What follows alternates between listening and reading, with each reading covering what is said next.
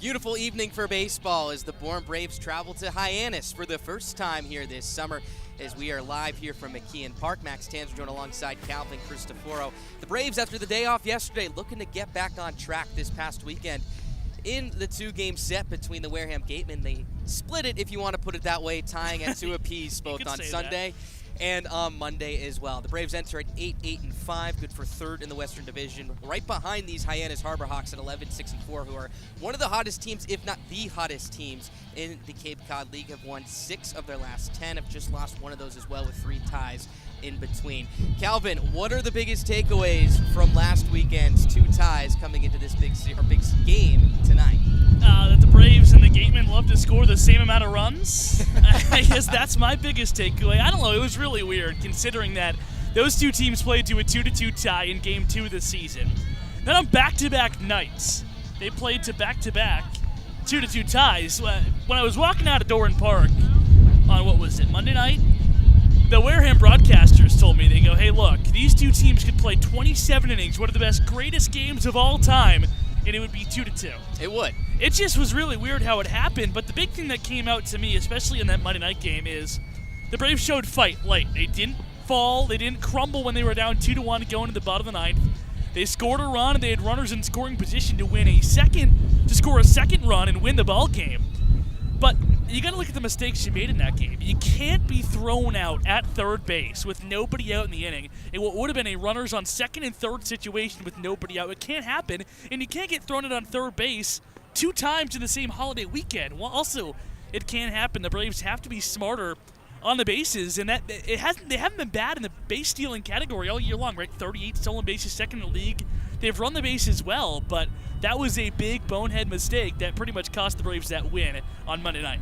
The Braves in total on Monday were 2 for 8 with runners in scoring position. If you combine both the Gatemen and the Braves in their 3 matchups this year in which they've tied at 2 in all 3, they are 6 for 47 together, hitting a $127 with runners in scoring position. So the Braves will look to make a change to that tonight. On the opposite end, the pitching side of things, the pitching's been fairly strong over the last couple of nights. Adam Tulloch will be getting his 4th start of the year, first against Hyannis this summer. Yeah, Tulloch is a guy who's very fun to watch when he is in rhythm, and he's been in rhythm his past 2 appearances. Got really roughed up his first time out, pitched 3 strong to start the game, and then allowed 6 runs to get to it in the 4th inning. But last couple of times out, he's fought through a couple of hard innings. They've both been in the 3rd, but he's worked really well. He's been efficient, mixing in his fastball and his cup fastball slider to his advantage, and then, of course, using that changeup to right-handed hitters. He's been good, and when he gets into a rhythm, he just gets into a groove, catching and throwing the ball right at the same time. Doesn't take long in between pitches, keeps hitters off balance, and when he's in motion, he's tough to stop. This is going to be a good one tonight. Both of these teams just separated by 5 points in the Western standings. Of course, Hyannis in 2nd, Bourne in 3rd as they both trail Kentuit for 1st place in the West. That's going to do it for Calvin and I here on the pregame show, but make sure to stay tuned. We have plenty of coming up, including the fastest 15 minutes in baseball before the Bravos with Mac Friday and Ethan Frank right after this. 43 of the Braves' 44 regular season games this summer will take place on the Cape, but for the first time ever on July 25th, Polar Park, home of the Worcester Red Sox, will host a Cape Cod League game when the Bravos take on the Wareham Gatemen at 6:45. Gates open at 5:45, and admission is $10 to watch the Braves take on a West Division rival on an even greater stage. The Braves are the reigning champs of the Cape Cod League West Division, but the West in 2022 is loaded again and as wild as ever. With 6 games against Hyannis, Wareham, Falmouth, and West Division runner-up Kentuit, it's a packed slate against division foes thirsty for revenge. To check out where and when the division matchups go down, head to our website, bournebraves.org, and check out the Bravos' full schedule. After COVID-19 canceled the 2020 season and shortened 2021, this year will be the first since 2019 with a full 44-game schedule and an 8-team playoff. That means you can catch the Braves squaring off with each team in the West 6 times and each team in the East 4 times. It's a jam-packed slate for the Braves in 2022, and you can check out the squad's complete schedule on our website, bournebraves.org. First pitch is right around the corner. Now back to Before the Bravos, the official Born Braves pregame show.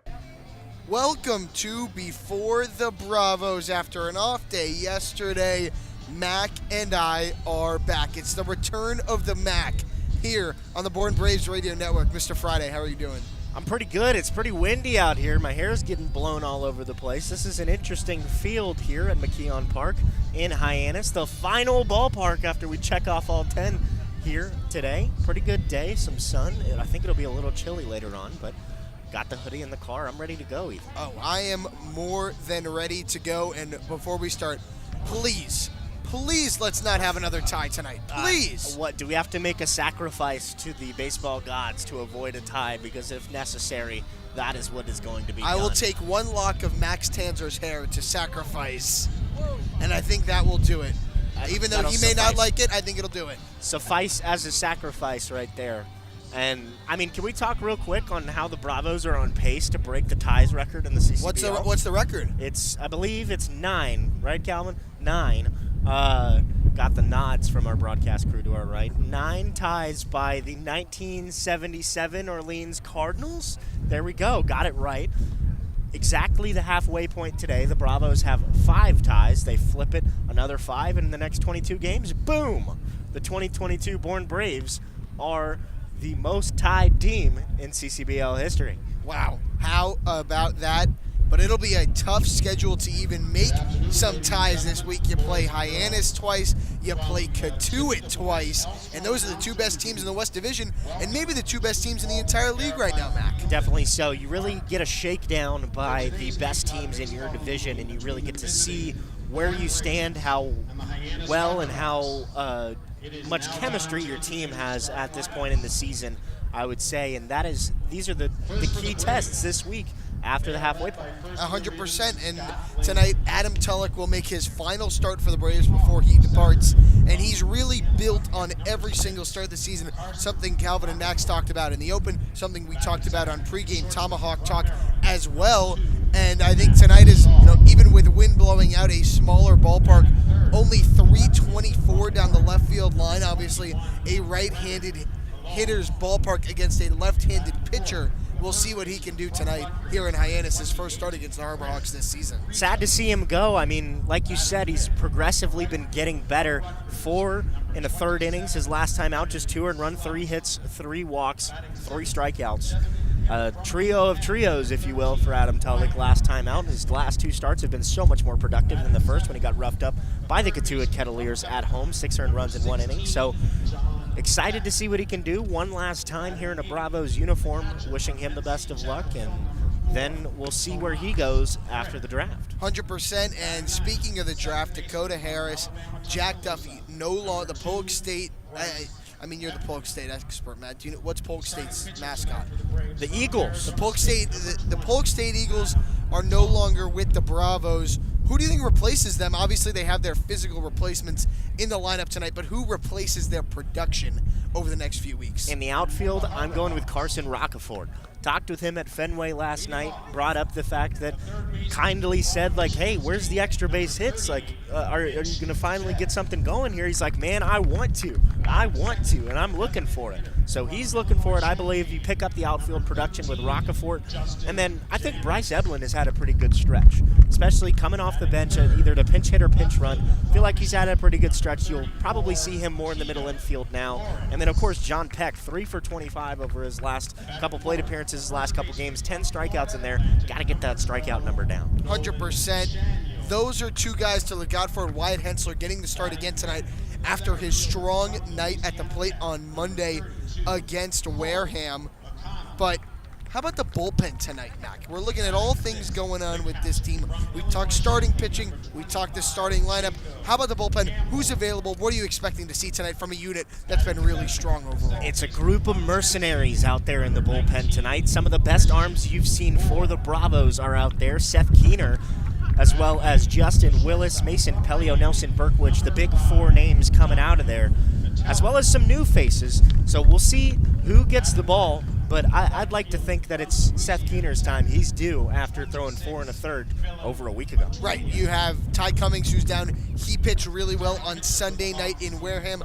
Nigel Belgrave pitched strong, even though he let up a run, still pitched well on Monday night. And obviously you have some of the big guns back. Pelio after a really strong outing out at Chatham. Yep. So a really good lineup available in the bullpen tonight of pitchers. But something I'm looking at, Mac, is these next 5 games. You have 5 games between off days. Last week, I felt like the lineup was changing every day. I had no idea who was going to start each day. This week, I want to see a lot more consistency in the lineup because I find it that maybe the Braves' hitting struggles right now are due to not having guys play every single day. It feels like the only guys that played every day were Burrito, Shaw, and Duffy. And Duffy is obviously no longer here. I want to see more guys get to play every day. Definitely so, and I think that really just starts with finding some guys who can be hot in the batter's box. You need the heat to bring it. You'd rather have the heat of a habanero than instead of a poblano pepper, right? You need to bring the heat in the batter's box, be able to keep it up. And that's what I'm looking for. Once you can build off a couple games, get into a little bit of a rhythm, we'll talk about that here. Rhythm is extremely important, and it didn't even seem like the Bravos were in much of a rhythm when they were on that 3-game win streak. No, they weren't at all. I want to see more Evan Slight in the lineup every day. I want to see more Wyatt Hensler in the lineup every day because those are guys swinging a good bat right now. And I really like what you had to say about Carson Roccaforte because maybe that 9th inning on Monday night will be the propeller that excels Roccaforte to step up in that outfield. It was a great at-bat. I mean, he didn't even take a pitch. It was the first pitch he saw. He poked it through the left side. Great call by Max Tanzer as well.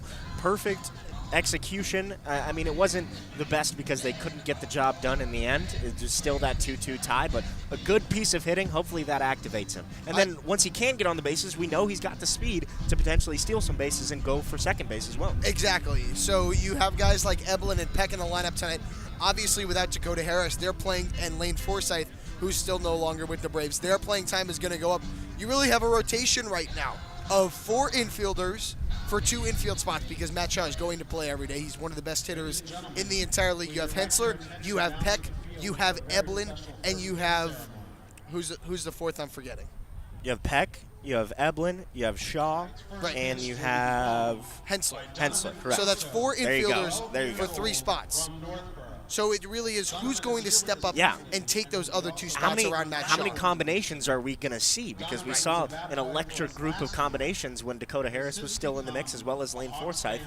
How many combinations can you have with this group and find the one that sticks? Exactly. And in the outfield, you obviously have a guy like Brennan Malone who can play the infield and the outfield, more of a utility guy. We haven't seen much from him yet since he came over from the Whitecaps, but we know his numbers at Oregon were very strong, and it would not be a surprise to see him pick things up as well. Certainly. Had a conversation with him about potentially playing some outfield, which is foreign territory for him.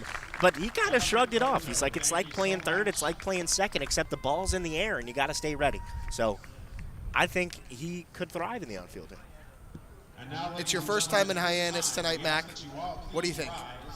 This is definitely in the lower 5 of ballparks. Oh, Mac. But you'll see more about it tomorrow. Mac is a Hyannis hater. That'll do it for us. Max and Calvin have the call, and we'll see you tomorrow. Missed the biggest part of the game? Don't worry, the Bravos have you covered. Catch the call of the game on the Braves Twitter @BoardBraves to hear the night's biggest moment. From big-time strikeouts to crazy web gems, game-winning home runs, and more, whether you hear it for the first time or you just want to relive the magic, the call of the game will bring back the best moment from the night that was. Free. It's a word you don't hear often, but it's the only word in the Cape Cod League. Every single game on the Cape is free, which means you can bring the entire family, extended family, and the extended family for no charge at Doran Park or to any other game on the Cape. Catch the best collegiate summer league in the nation for absolutely no charge all summer long. Cape Cod League Baseball is back on the New England Sports Network in 2022. NESN will feature 5 Cape League games on its airwaves this season, the first of which comes on June 30th when the Braves take on the Falmouth Commodores, and then the NESN crew comes to Doran Park on July 21st when the Braves host the Wareham Gatemen. All Cape League games on NESN start at 7, and the station will also feature the league's All-Star Game. It's the best summer baseball in the nation, and it's live on the same station as the Boston Red Sox all summer long.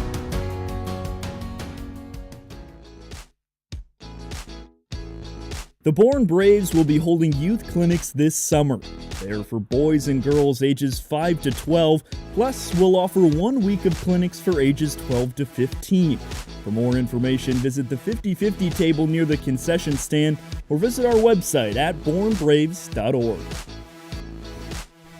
Win or lose, there's always a Brave that sticks out on the field. Head over to our YouTube channel by searching the Bourne Braves or head to @BourneBraves on Twitter and catch the post-game interview every night with a player of the game on game night with me, Ethan Frank. And as always, you have a say on who gets to chat with me. Tweet at us @BourneBraves and use the hashtag Player of the Game to submit your pick for the POG. The stars of the Bourne Braves can't perform well with an empty stomach, and neither can the best fans in the Cape Cod League. Hungry at Doran Park? Visit our concession stand down the third base line, serving your favorite ballpark classics, including hot dogs, hamburgers, popcorn, cold drinks, and more. The concession stand at Doran Park is the place to go, because the only thing better than watching the Braves live is watching the Braves live with a hot dog in your hand.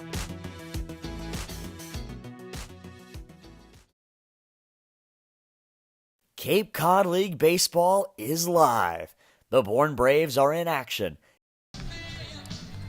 78 degrees and sunny, and once again a picture-perfect day for baseball here at McKeon Park as the Bourne Braves take on the Hyannis Harbor Hawks for the first time on the road in 2022. It will be the third time these teams have faced. It's been all Harbor Hawks so far as they lead the season series 1-0-1. The Braves looking to get a decision tonight at the very least after tying their previous 2 matchups. Let's take a look at their starting lineup announced by manager Scott Landers. Leading off in center field will be Carson Rocafort, followed by Matt Shaw at shortstop. Brendan Malone, the left fielder, will hit third. Chris Brito will clean things up at first base. Evan Slight, the hot-hitting right fielder, will bat fifth. Wyatt Hetzler will DH batting sixth. John Peck, the third baseman, seventh. Tomas Frick back behind the plate will hit eighth. And Bryce Eblin, the second baseman, will round out the 9. Against the right-hander, 6'4", 225 pounds out of Florida State, in Jackson Baumeister. Yeah, Baumeister was roughed up, to say the least, in his first start of the season. That came a couple weeks ago here at McKeon Park against Wareham. Didn't get an out. Allowed 4 hits on 4 runs, all of them earned, walked 2 guys, only faced 6 batters. So he didn't get a single out, 4 earned runs, obviously got the loss in that game, an ERA of infinity, which is never good. But since then has been really sharp. Across his next 2 starts, 8 innings of work, just 2 hits allowed while striking out 12 batters. So after he got the Cape nerves out of the way, he's really honed it in and has become one of the best pitchers in a really good Hyannis rotation. This will be his 4th start of the summer. At Florida State this year, 19 appearances, 2 games started, 5.6 ERA through 21 1/3 of an inning's work. There'll be a fastball, curveball, changeup mix for him this evening. Here comes Carson Rocafort to the plate as we are ready to say play ball here on a sunny evening here in Hyannis. Rocafort 2 for 4 back on Monday on the 4th of July with a big RBI single to tie the game up in the bottom of the 9th inning. As Baumeister winds, he fires his first pitch as a fastball down and in, and we are underway here from McKeon Park. Braves and the Harbor Hawks. Braves entering tonight at 8-8-5. The Harbor Hawks 11-6-4, 5 points ahead of the Braves in the Western standings in second place. 1-0 pitch, swing and a miss, strike 1. Count evens up at 1 ball and 1 strike. That fastball will average out around 93 miles an hour for Baumeister, tops out at 97. 42% whiff rate on that pitch so far this summer through 3 outings. Rocafort slightly open stance from the left side. 1-1 is a fastball taken for a strike at the knees. 1-2 the count. Braves going with their navy blue tops, gray bottoms, and camo caps this evening. Meanwhile, the Harbor Hawks, their white pinstripe tops and bottoms with their royal blue caps. 1 ball, 2 strikes to count. Pitch on the way is caught on and missed for strike 3. Baumeister picks up right where he left off in his last outing, strikes out Rocafort on 4 pitches. With that, let's take a look at the starting defense tonight for this Harbor Hawks defense. Left to right in the outfield will be Tito Flores, Cole Meccano, and Philip Matulia. Mitch Jebb at the hot corner, Dominic Patelli, Christian Moorman up the middle, Nolan Chanuel at first base, and Jacob Campbell getting his first start behind the plate against the Braves this year will be your backstop. Here's Matt Shaw coming to the plate, swinging from the right side as always. First pitch is pounded to the ground to third. Jebb will back up the plate on the long hop, steps across, throws to first base. That is in time to retire Shaw. for out number 2. So 5 pitches and 2 quick outs for Baumeister to start things off in the top of the first inning. And the approach from the Hyannis starter is simple. I'm going to beat you with my best pitch, and that best pitch is the fastball. Blew it by Rockefort a couple of times at 92 and 91 miles an hour, respectively, in the 2 put-out pitches. First pitch fastball to Shaw. He swung at it and tapped it to the third baseman. So quickly, now 2 are gone. Here for the only Brave to play at this ballpark so far this season. Brendan Malone steps in. He takes a breaking ball right over Broadway for strike 1. 0-1, and Malone faced Baumeister back on the 22nd. Of course, he was with the Whitecaps. He's actually the last batter to get a hit against Baumeister. That's a difference of 19 batters in between if you include the 2 prior to tonight. The next pitch is a bender in there for a strike. Count moves to 0-2 on Malone. So look to snap out of it right here. The only 2 base runners to reach in that span against Baumeister were via 2 free passes. Baumeister going with that curveball early on here against Malone. In 4 games with the Braves so far this summer, 1 for 11 with an RBI. Open stance from the right side, the 0-2. Fastball just misses a smidge inside, ball 1. 1 ball, 2 strikes the count. Malone came in as a pinch hitter in the 9th inning back on Monday and flew out to right field, had a chance to win that game for the Braves. Again, that one finished in a 2-2 tie for the 2nd consecutive evening.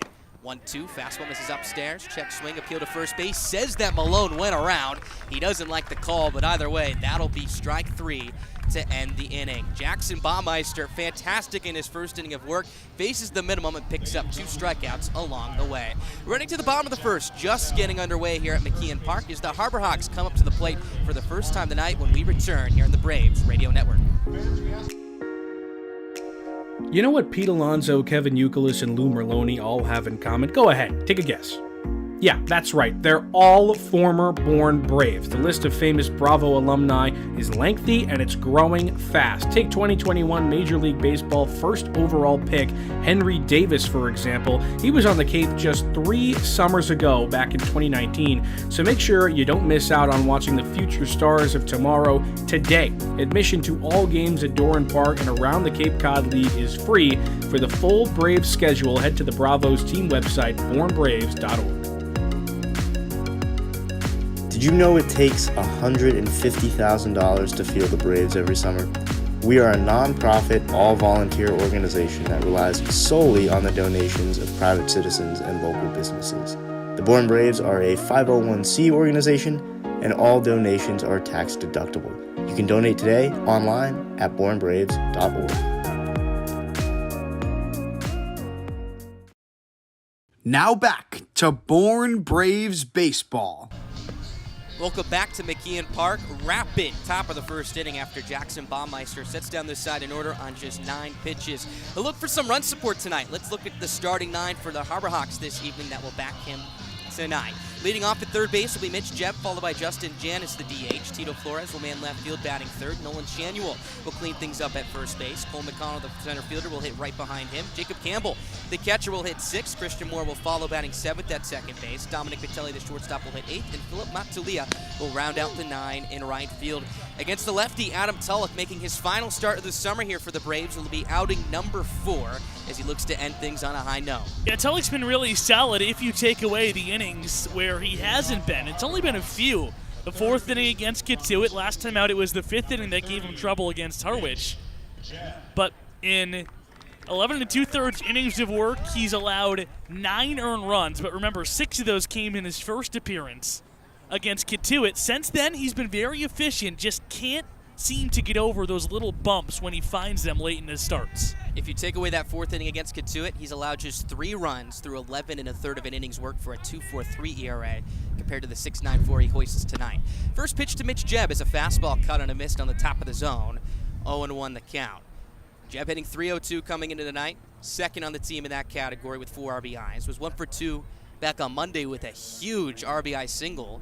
Hyannis trailed YD 5-4 in the 9th inning. We're down to their final strike as the 0-1 is slapped foul right off the facing of the L screen that protects the third base dugout for strike 2.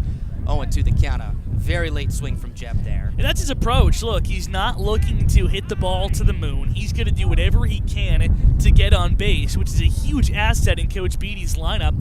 A guy who, at the top of the order, just wants to get on. Tulloch likes to work very quickly, already set from the first base side of the rubber. He turns, kicks, and fires his 0-2. Fastball well upstairs. 1-2 the count. And we mentioned it before with Jeb, the latter 2 times these 2 teams have faced. At Michigan State this year, just struck out 6% of the time in 262 plate appearances. It's been a little bit of a different look this summer so far, 11 strikeouts and 61 plate appearances. Here's the 1-2 from Tulloch. Check swing, did he go around? Home plate umpire says he did. Strike 3. Jeb set down on strikes for the 12th time this season. The first time the Braves have retired him via strikes, out number 1 here in the first. And if that changeup's working for Adam Tulloch tonight, I mean, watch out. That is by far his tertiary pitch, his third best pitch, his second best off-speed pitch. Only used about 10% of the time, but that was a beauty, and it came lefty on lefty to Jeb. Here's another left-handed hitter in Justin Janis. A fastball scoots him out of the way inside for ball 1. 1 ball, no strikes. It'll be a fastball changeup slider mix for Tulloch. We just saw that changeup. Mostly been fastballs this year, 68% of the time. So the next pitch runs inside for ball 2, 2-0. A big tip for not tip, but a big thing to look out for Tulloch tonight is how does he attack this strike zone? He's walked 8 batters in his first 3 starts combined. Behind 2-0 here to Janis. Here's his pitch. Swinging a slicing drive down the left field side. It will slice out of play. Count moves to 2-1. That fastball tops out at 94 for Tulloch. Has induced a 29% whiff rate, the most on any pitch he's used this summer so far. 76% ground ball rate as well, so the defense will be busy. So the 2-1 is grounded right back to Tulloch as he snatches it out of the air, shortens up, flips over to first base. That is in time for out number 2. Let's take a look at the rest of the defense tonight that the Braves will man behind Adam Tulloch. Left to right in the outfield will be Brendan Malone, Carson Rocafort, and Evan Slight. John Peck back at the hot corner for the first time since last Friday. Matt Shaw, Bryce Eblin up the middle, Chris Brito over at first, and Tomas Frick will do the catching. A nice play by Tulloch right there. Again, this was a hard-hit ground ball. He snatched it down by his ankles towards his right on the third base side of the rubber. You're big on the pitchers or athlete train, so that's a good help to your cause right there. Absolutely. Again, that one had a ticket for straightaway center field. It's the first pitch on the way to Tito Flores as a fastball taken down away for ball 1. Flores leads the team in home runs with 2, tied for the team lead in RBIs with 7, tied with Patelli.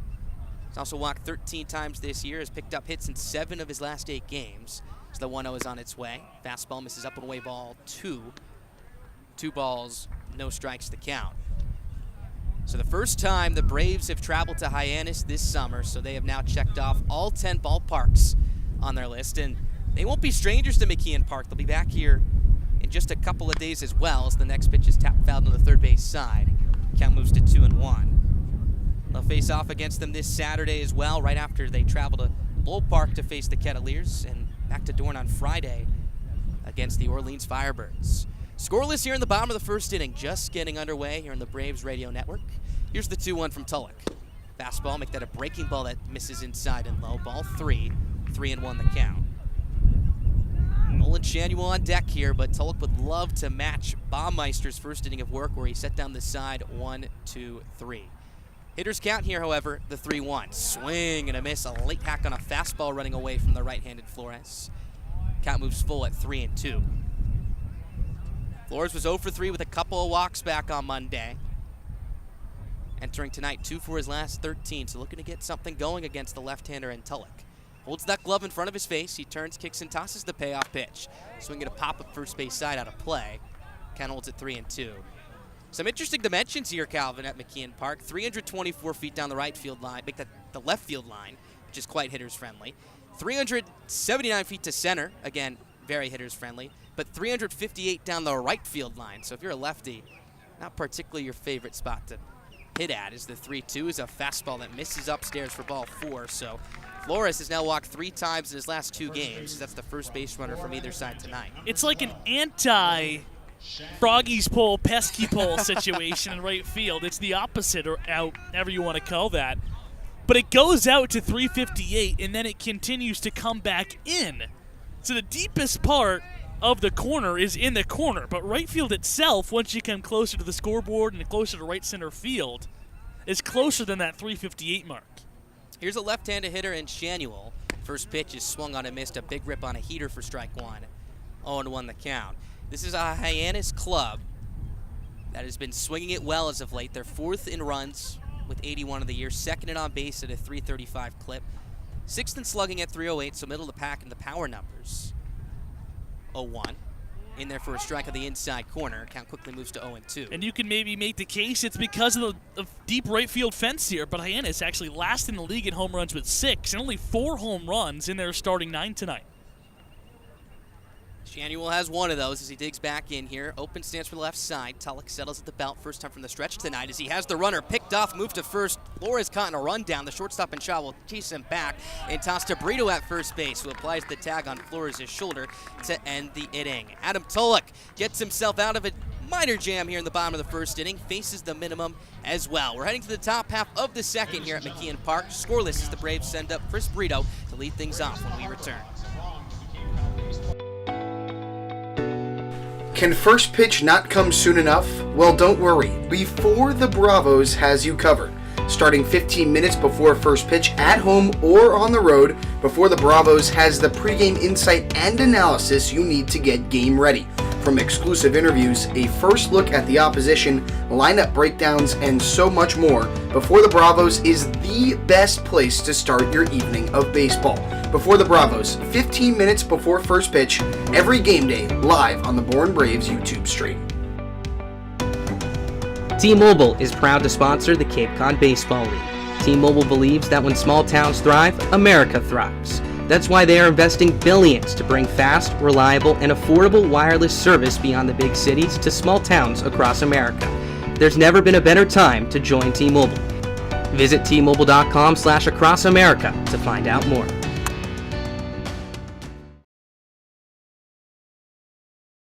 It's time to go back to the ballpark. This is Born Braves Baseball. Top half of the second inning, scoreless between the Braves and the Harbor Hawks, as Born will send up 4, 5, and 6 in their lineup against Jackson Baumeister, who was tremendous in his first inning of work, struck out 2 batters, faced the minimum on just 9 pitches. Yeah, when you strike out 2 guys in even 9-pitch inning, it was obviously a sharp one for Baumeister, throwing a 1-pitch ground out in there to boot, and Baumeister looks sharp, attacking with that fastball. A pitch he throws 65% of the time, and why not when your whiff rate on your heater is over the 40% mark? So here comes Chris Brito to lead things off, playing in his 21st game tonight, which leads the team after the departure of Jack Duffy.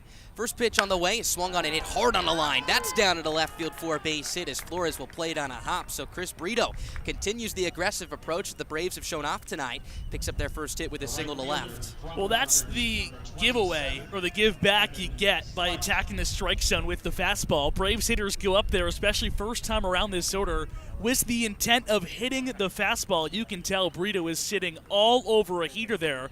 Luckily for Baumeister, he didn't lift it, because that would have been into the trees above the left field fence. Smacked it on a line into the 6th hole for a loud first hit of this inning. That extends Brito's hit streak to 4 games now. Here's Evan Slight in the midst of a 4-game hitting streak himself.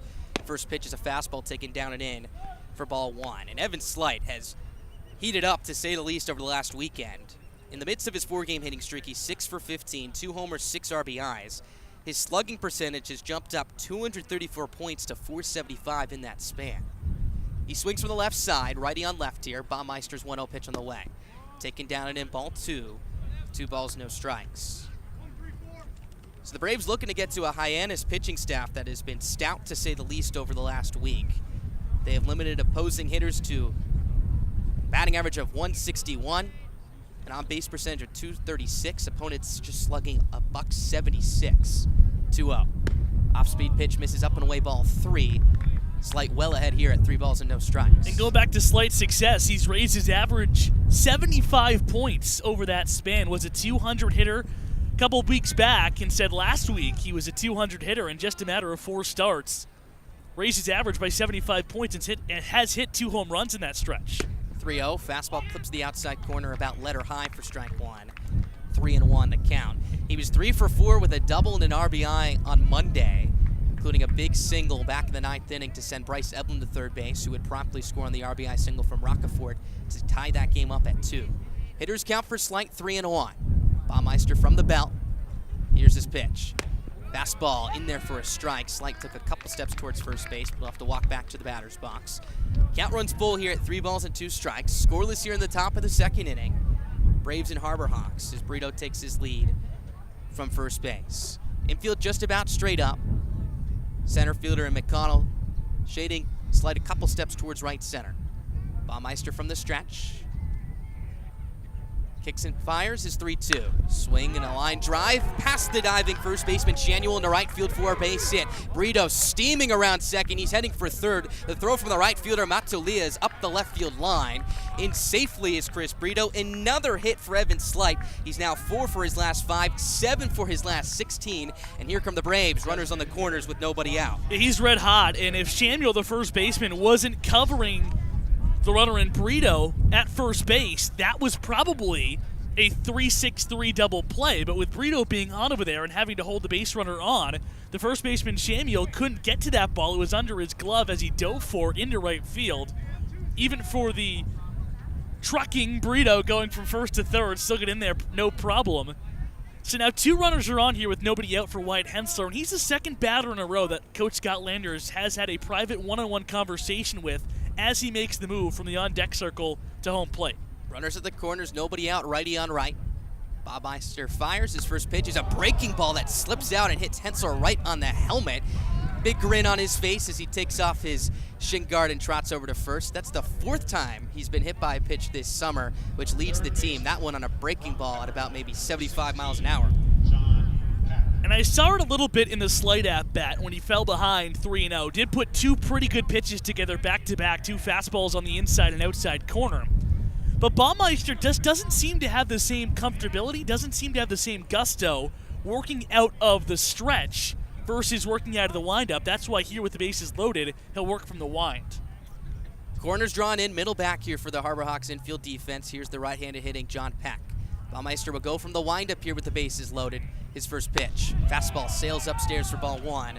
1-0. And what a spot for Peck to be up, a guy who's really going through it right now in a really tough stretch. Took the sombrero in the tie against Wareham on Sunday, and Tomas Frick, who waits on deck, who's 0 for on the season. 2 guys who need big hits with an opportunity to crack the scoreboard here in the second. Baumeister twists and tosses his 1-0 pitch. Swinging a tapper down the third base line and foul.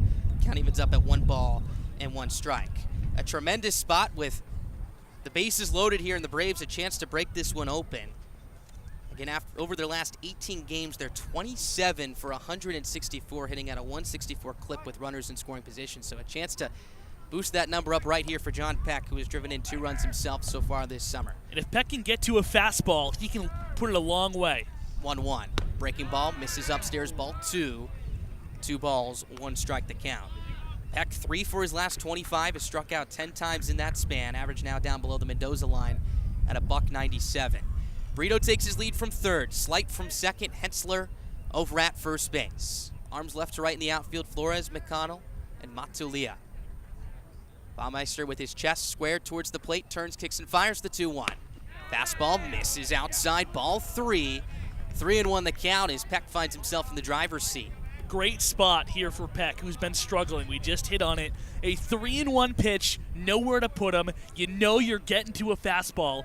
Get to it and hit it hard somewhere.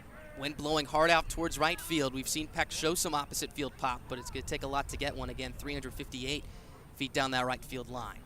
3-1 pitch on the way. Big swing and a miss on a fastball at the top of the zone. Count runs full at 3-2. Probably not the best pitch to take a swing at, 3-1, but I love the aggressiveness from Peck there. Sitting heater, got it, took a swing at it. That pitch was just a little bit too far up in the zone for the Braves infielder to do any damage with. Baumeister has his glove tucked into his left hip. He now brings it with his right hand in front of his belt. He comes set. Here's the payoff pitch. Swing and a high pop up first base side. It will fly out of play. Count holds at 3 balls and 2 strikes. So let's see how much confidence Baumeister has in his off-speed stuff. His breaking ball is a big curveball, and it hit Wyatt Hensler on the helmet to the last batter. Does he have enough confidence here to try to sneak it by Peck, who's took 2 pretty good swings on back-to-back fastballs? Does he trust it enough to throw it for a strike, 3-2? It's backed up on him a couple of times already in this inning. Bases loaded, nobody out, scoreless top of the second. Payoff pitch is grounded to short, fielded by Patelli. He'll shovel to second for 1. The relay from Moore to first base is in time to retire Peck. Brito will score on the play, however, as the Braves strike first. They lead it 1-0. Obviously not ideal there, but if there's any consolation prize from that, I got 2. 1, the run scored, and Peck hit it really hard. It was just right at somebody. If the shortstop in Patelli was playing more in the hole, that would have scored 2 runs on a single up the middle, but it was just hit right at Patelli in double play depth, who made the easy 6-4-3 turn to the second baseman Moore. First pitch to Tomas Frick is skied into shallow right center. Christian Moore, the second baseman, backpedaling back onto the outfield grass. He makes the catch head high with one hand, as that will retire the side. So the Braves do push across their first run, but squander a bases-loaded, nobody-out opportunity as Baumeister limits the damage here in the second. We're into the bottom half of the second frame. 4, 5, and 6 do it for the Harbor Hawks when we return as the Braves lead it 1-0. Feeling lucky? Head over to the 50-50 table at Doran Park and play everyone's favorite ballpark game of chance. A different list of prizes are available every home game, and of course, half the pot is always up for grabs. Take it from me, my family played the 50-50 last season and won a gift certificate to a local ice cream shop, and I can tell you firsthand it was delicious. Check out the list of prizes over at the 50-50 table next to the concession stand and play the 50-50 leg, because I'm sure there's a prize for you. For the first time since 2019, the Cape Cod League All-Star Game is back. On Saturday, July 23rd at 6:45, the best players on Cape will come together in Wareham and duke it out in an East Division versus West Division clash. In 2021, the Braves had a league-leading 9 All-Stars, but they weren't able to shine in the mid-season showcase. But now the game is back, and it will include your favorite Braves stars, as well as the best talent from around the Cape. Time to go back to the park. This is Bourne Braves Baseball. Welcome back to McKeon Park, 2-0. Make that 1-0 Braves your score as we enter the bottom half of the second inning. Adam Tulloch has a run to his name now behind him as he steps onto the mound for his second inning of work. Faced the minimum in the first inning after walking Flores and picking him off to end the frame. Look at 4, 5, and 6 here in this Harbor Hawks lineup as Nolan Shanuel, the first baseman, will lead things off here. And again, Calvin, the Braves, an ultra good opportunity to get on the board right there, which they did, but could not pick up a hit with that bases loaded spot with nobody out. Bases loaded, nobody out. Your first priority is to score the first run, which they did. But they were only able to score that run, which looks not the best when you go back in the scorecard, but at least you scored one. Peck hit it hard, just unfortunately right at someone, and then Frick got under it and couldn't get into the outfield as the second baseman and Moore ran under it. Here's Shanuel. He was at the plate when Flores was picked off, so the first pitch is in there knee-high for a strike. 0-1 the count. Tulloch working quickly as per usual here. He turns, kicks, and tosses his 0-1 pitch. Fast fastball buzzes across the chest of Shanuel as he leans out of the way. Count moves even at 1-1 strike. Braves looking for their first win of the year against the Harbor Hawks tonight. So the 1-1 is a breaking ball that misses outside ball 2. 2-1 the count. I mentioned this is a team that has been tremendous as of late, talking about Hyannis. In fact, in their last 10 games, have lost just once. The next pitch is cued off the end of the bat, foul third base side. Count moves even at 2-2 strikes. Hyannis 8-1-3 after starting 3-5-1. They've been playing really good baseball. And when you compare it to the last 2 seasons, they've been playing exceptional baseball. Tulloch mixes up his grip a little bit, nods his head. He fires the 2-2, swinging a hard line drive through into right field for a base hit as it rolls out to the right fielder and Evan Slight. So there's the first hit of the night. Second base runner for Hyannis via Nolan Shanuel to open up this second inning. And you mentioned it, Calvin, 8-1-3. In that span, they have outscored their opponents 56-26, averaging 4.6 runs per game, allowing just 2.2.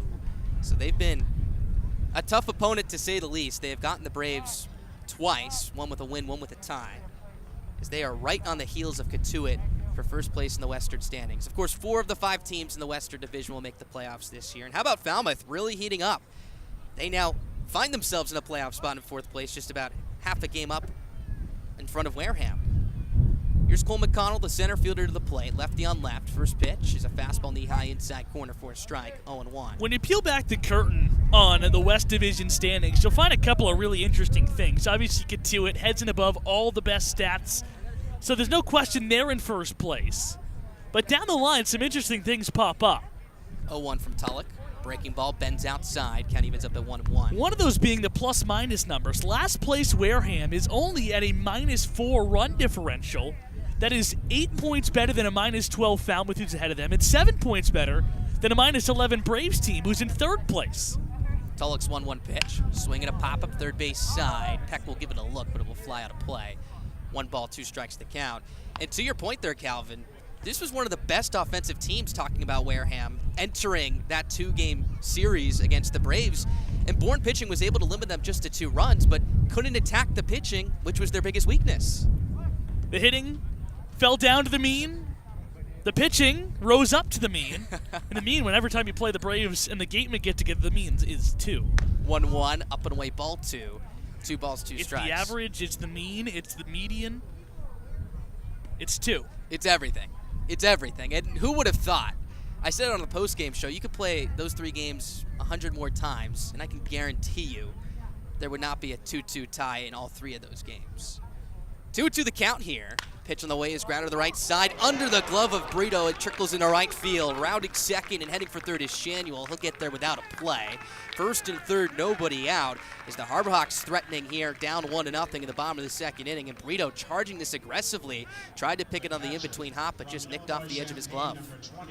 That play was eerily similar than the double play that didn't happen against the Harborhawks when they came to Dilron last week. Will Sandy was in a similar situation in the 8th inning. The Braves are up 1-0. A ground ball was hit to the first baseman Brito with a chance to turn a 3-6-3 double play. Looked up, thought about where he was going to throw it before he had the ball in his mitt, and didn't look the ball into his glove. It rolled under and into right field. The Harborhawks went first to third. Everyone was safe, which is exactly what happens on this play. And Tulloch, who was in a rhythm in the first inning, allowing a hard-hit single, then a double play ball in which no outs were made, has to make a couple of good pitches to get out of this second inning unscathed. Pitching coach Brad Cook currently on the mound talking with Tulloch and Frick, the battery tonight. That'll be an E3 on Brito. So the 24th error charge to this Braves defense, the second most in the league just behind Falmouth. And now Tulloch, like you said, is going to have to find himself getting out of a tough spot right here. If we go back to the 5th inning, back in his last outing against the Mariners, he caught a couple of tough breaks in that frame as well. A ball that was hit right back to him in which he tried to turn 2 but then bobbled and then allowed the inning to continue, and he was hit hard and eventually could only get through a third of that inning. So trying to get through the second here. Here's Jacob Campbell, the catcher, his first start against the Braves this year. First pitch is cut on a miss for strike 1, 0-1. And Campbell, a familiar face, Bravo back in 2019. So he'll get to face his former team here tonight. Yeah, Campbell's been around the block when it comes to summer ball. 4 years out, played at Illinois for his college school. But the Braves are in the Northwoods last year and then back in the CCBL with Hyannis this year. 0-1, clips the outside corner knee high. Tulloch quickly climbs ahead at no balls and 2 strikes. Didn't get a ton of run with the Braves in 2019, 11 games, 24 plate appearances. Had just 3 hits, one of them was a double and drove in just a single run. Tulloch from the third base side of the rubber comes set. Makes a move over to first base, back in standing up. Goes McConnell. Campbell also a draft pick of the Chicago Cubs in 2018 in the 36th round. So here he is in 2022, the summer of 2022, wearing those royal blue pinstripes, but with orange text across the chest, of course, for the Harborhawks this evening. 0-2 from Tulloch. Fastball just misses a bit outside, ball 1. 1 ball, 2 strikes. Interesting to see if Hyannis puts McConnell in motion over there at first base. He hasn't been caught this season stealing, 4 for 4. And with a double play candidate at home plate in Campbell, you might want to stay out of that. Tulloch's first priority, though, should be to attack the strike zone and try to get a strikeout here. 1-2, swinging a pop-up cute off the end of the bat. Brito will give it a look. We'll watch it fly out of play. Count stays at 1-2. This is a Hyannis team that has been incredibly aggressive on the base paths, just like the Braves. 34 stolen bases in 44 attempts. Good for 3rd in the league. The Braves 2nd with 38. But it's really been an adjustment by Eric Beatty over the last couple weeks. In the last 12 days, they've picked up 23 of those 34 stolen bases. They're 8 for their last 13 as well, so haven't been as successful as you would like. McConnell takes his lead from first with good speed. He holds. 1-2 is fouled straight back on a fastball at the top of the zone. Count stays at 1 ball and 2 strikes. Tulloch threw a really good changeup to the first batter in this game in Mitch Jebb, and we haven't really seen it shown off yet. But against a right-handed batter who's seen a couple of fastballs and who's fouled a couple of fastballs back in a row, this would be the time he pulls the string and goes to that changeup. Middle infield and double play depth. John Peck, the third baseman, well back behind the third base bag. Next pitch is fouled right back towards us on the first base side. Count stays at 1-2. Saw you protecting your laptop right there for a second, it looked like. A little bit, coming right back to us are pretty close, but that was in fact the changeup there, and a really good job by the batter in Campbell to getting the front foot down, keeping the hands back, and fouling it off right back to our broadcast setup here, a little bit to the first base side of home plate. Tulk looking for a big punch out right now. 1-2. Swing and a foul, straight back again. A real good battle by Campbell right here. Count stays at 1-2. In the latter two games between these two teams, it was Pancho Ruiz who got the starts in each of them. Campbell would come into the game later as defensive replacement. In fact, that was his task on Monday, late in the game, the ball game that Hyannis tied with YD at 5-5. His last start was on Sunday where he would go 1 for 4. He's driven in 3 runs this summer so far, number 4 waiting at third base. As there's another move to first base, McConnell will get back in standing up. McConnell caught leaning a little bit over there. Tulloch's move has been really good tonight. Obviously picked off Flores in the first, and that time McConnell had to make a quick adjustment to go back to the first base bag. Wide open stance from the right side for Campbell here. McConnell takes his leads, both hands dangling down. He holds the 1-2, swing and a miss for strike 3. Climbed the ladder with a fastball. Campbell went after it as Tulloch wins the battle for a huge out, number 1, holding the runners at the corners. Yeah, really good fight there. The count only got to 1-2, but Jacob Campbell gave Tulloch really all he could handle. Finally, he blows the fastball up and out of the zone by the batter. And now here's Christian Moore, who's not a typical double play candidate. The Braves try to look to roll one here to get out of this second inning unscathed. Moore, a guy who can run pretty well, but with a ground ball hit right at someone, double play could totally happen. Moore, a right-handed hitter. Here's Tulloch's first pitch. Swinging a soft ground ball to short, charging his shot. He fields it, shovels to second for 1. Edlund's relay to first base is not in time. Brito can't handle the throw on the back end. Moore may have beaten it out either way. That'll be a 6-4 fielder's choice. Shanuel scores on the play, and we got a tie ball game here in Hyannis at 1. Matt Shaw underhand flipped that ball to the second baseman in Eblin. I think he thought he was closer to the bag than he really was, because that flip was farther than it should have been. With that distance away from second base, Shaw should have gone to that little sidearm throw overhand. Would have made the play easier for Eblin, would have came in with more velocity. But once Eblin received it, he did all he could, made a strike throw over to first, but just too late for the speedy Moore running down the first baseline. Move over to first base. Moore gets back in safely. Has good speed, but is yet to pick up a stolen base this summer. Here's Dominic Patelli, the 5th batter of the plate in this inning, hitting in the 8th spot tonight from the left side. First pitch he shows bunt, whiffs on it. It's a strike. 0-1 the count. He's trying to drag himself on for a base hit right there. The third baseman in Peck was still playing a couple steps in front of the third base bag. And with Peck playing in front of the bag, Shaw, the shortstop, ranging well up the middle. A wide open left side of the infield for Patelli. Tulloch from the stretch. Here's the 0-1. Swinging a ground ball left side. That's through into left field for a base hit. Scampering into second base goes Moore as Patelli takes advantage of the hole. First and second with 2 down. That's a really good call there because Peck coming in to protect the bunt. I don't think Shaw was necessarily playing the batter in Patelli up the middle more than he was playing up the middle so he could be over there for a steal attempt covering the bag with a left-handed hitter at home plate. And a guy in Moore who has attempted a stolen base this season was caught, but he was forced to play up there, allowing that big hole in the left side that Patelli must have heard you and took advantage of. Here's Philip Matalia, the 9-hole hitting right fielder, coming to the plate. A good opportunity for him to give his Harbor Hawks the lead right here. Again, tied at 1 here in the bottom of the second inning. 6th batter to the plate right here as Tulloch steps off the mound. Matalia hitting a .171, a homer and 4 RBIs for the LSU product. Pinch ran back on Monday, started on Sunday, went 0 for 3 against YD. Lefty on left again. First pitch is a breaking ball, fisted off to the left side of the air, out of play. Count moves to 0-1. My favorite thing about Matalia, it's not the hair, which is definitely up there in the top 2 or 3. He's got the Thor look going. But it's the bat. He's rocking a dovetail bat, a Maine bat company. Oh, you must love Snuck that. A couple major league players use him now. Pete Alonso is probably the most famous dovetail bat ambassador. But gotta love it. Maine bat company here on the Cape. Alonso, a former Born Brave, of course, as well. 0-1 the count here on Matalia. First and second, 2 down, tied at 1. Pitch, swing and a miss, a late hack on a fastball. Tulloch quickly climbs ahead at no balls and 2 strikes. Tulloch would love to retire Matalia right here. Of course, the dangerous leadoff hitter and Mitch Jebb looms on deck. Peck a couple steps towards the line, playing well back. Outfield just about straight up here. Lights now on here, but still plenty of sunshine. Just about the entirety of left field covered in shadows, the rest of the field in light. No balls, 2 strikes, 2 down. Here's Tulloch's pitch. Fastball misses upstairs, ball 1. Almost got Matalia to go after it. 1-2. I really like that pitch there by Tulloch after Matalia chased a fastball on the outside part of the plate out of the strike zone. You come back up and in, and you try to see if he's outside conscious. Great job by Matalia, though, keeping the hands back and not offering it that pitch. The only ball elevated tonight off of Tulloch was that single by Shanuel to lead off the inning, and that was a low-line drive. Again, pitching to that 76 ground ball rate so far is the left-hander. 1-2, fly ball, shallow left, coming in is Malone. He's there. He makes the catch trailing towards the infield to retire the sides. There's the first ball in the air tonight. It finds the glove of Brendan Malone as that gets Tulloch out of the jam, allowing just 1 run. Running to the top half of the third, tied at 1 here at McKeon Park, here on the Braves Radio Network. T-Mobile is proud to sponsor the Cape Cod Baseball League. T-Mobile is committed to serve those who serve. That's why they go above and beyond for our active duty military, veterans, and first responders.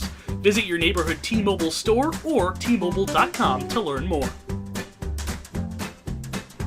For the first time since 2019, the full Cape Cod League playoff slate is back. Last season, just 2 teams from the East and West Division respectively played in the shortened playoff format, but this year there will be a full 8-team slate.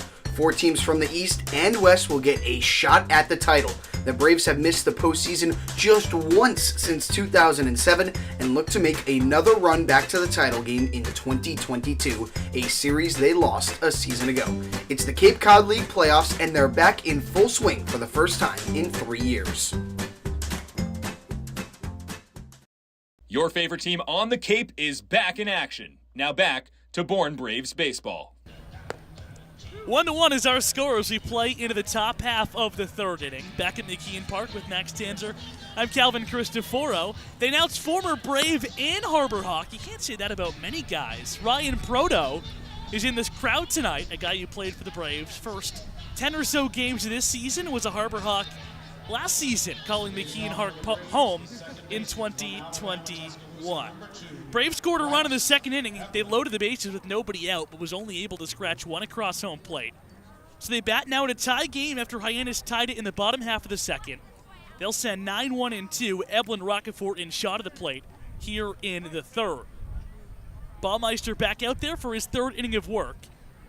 Out of the winds, he kicks and deals. Fastball in the dirt for ball 1. And I really think the big difference for him between the second inning and the first inning was his inability to throw his curveball for a strike. We saw him approach Brendan Malone back at the first frame with 2 get-me-over curveballs, got him to go around on a fastball up out of the zone. Then the next inning, that curveball continued to back up on him, which allowed the Braves to attack that fastball very aggressively. Here's the 1-0. Fastball, kind of a half swing, but he definitely went around. As the count goes to 1-1, and the Braves' second baseman tonight, Bryce Eblin. And another thing Baumeister struggled with was pitching out of the stretch. When the bases got loaded, he went back to the windup and promptly rolled a 4-6-3 double play ball. Out of the windup, he works against the Braves' 9th hitter. Fastball roped into right field. That's a base hit. Matalia plays on a couple of hops out in right, and Bryce Eblin, who's had a really slow start to the season, just 5 for 40 entering play tonight, is on with a single to begin this inning. Usually I call that the 4-hole, but I think we got to call it the Eblin hole right now, as I think every base hit he's picked up except that one double has been a line drive through the right side into right field for a base hit. And hopefully he can get something going here at the bottom of this lineup.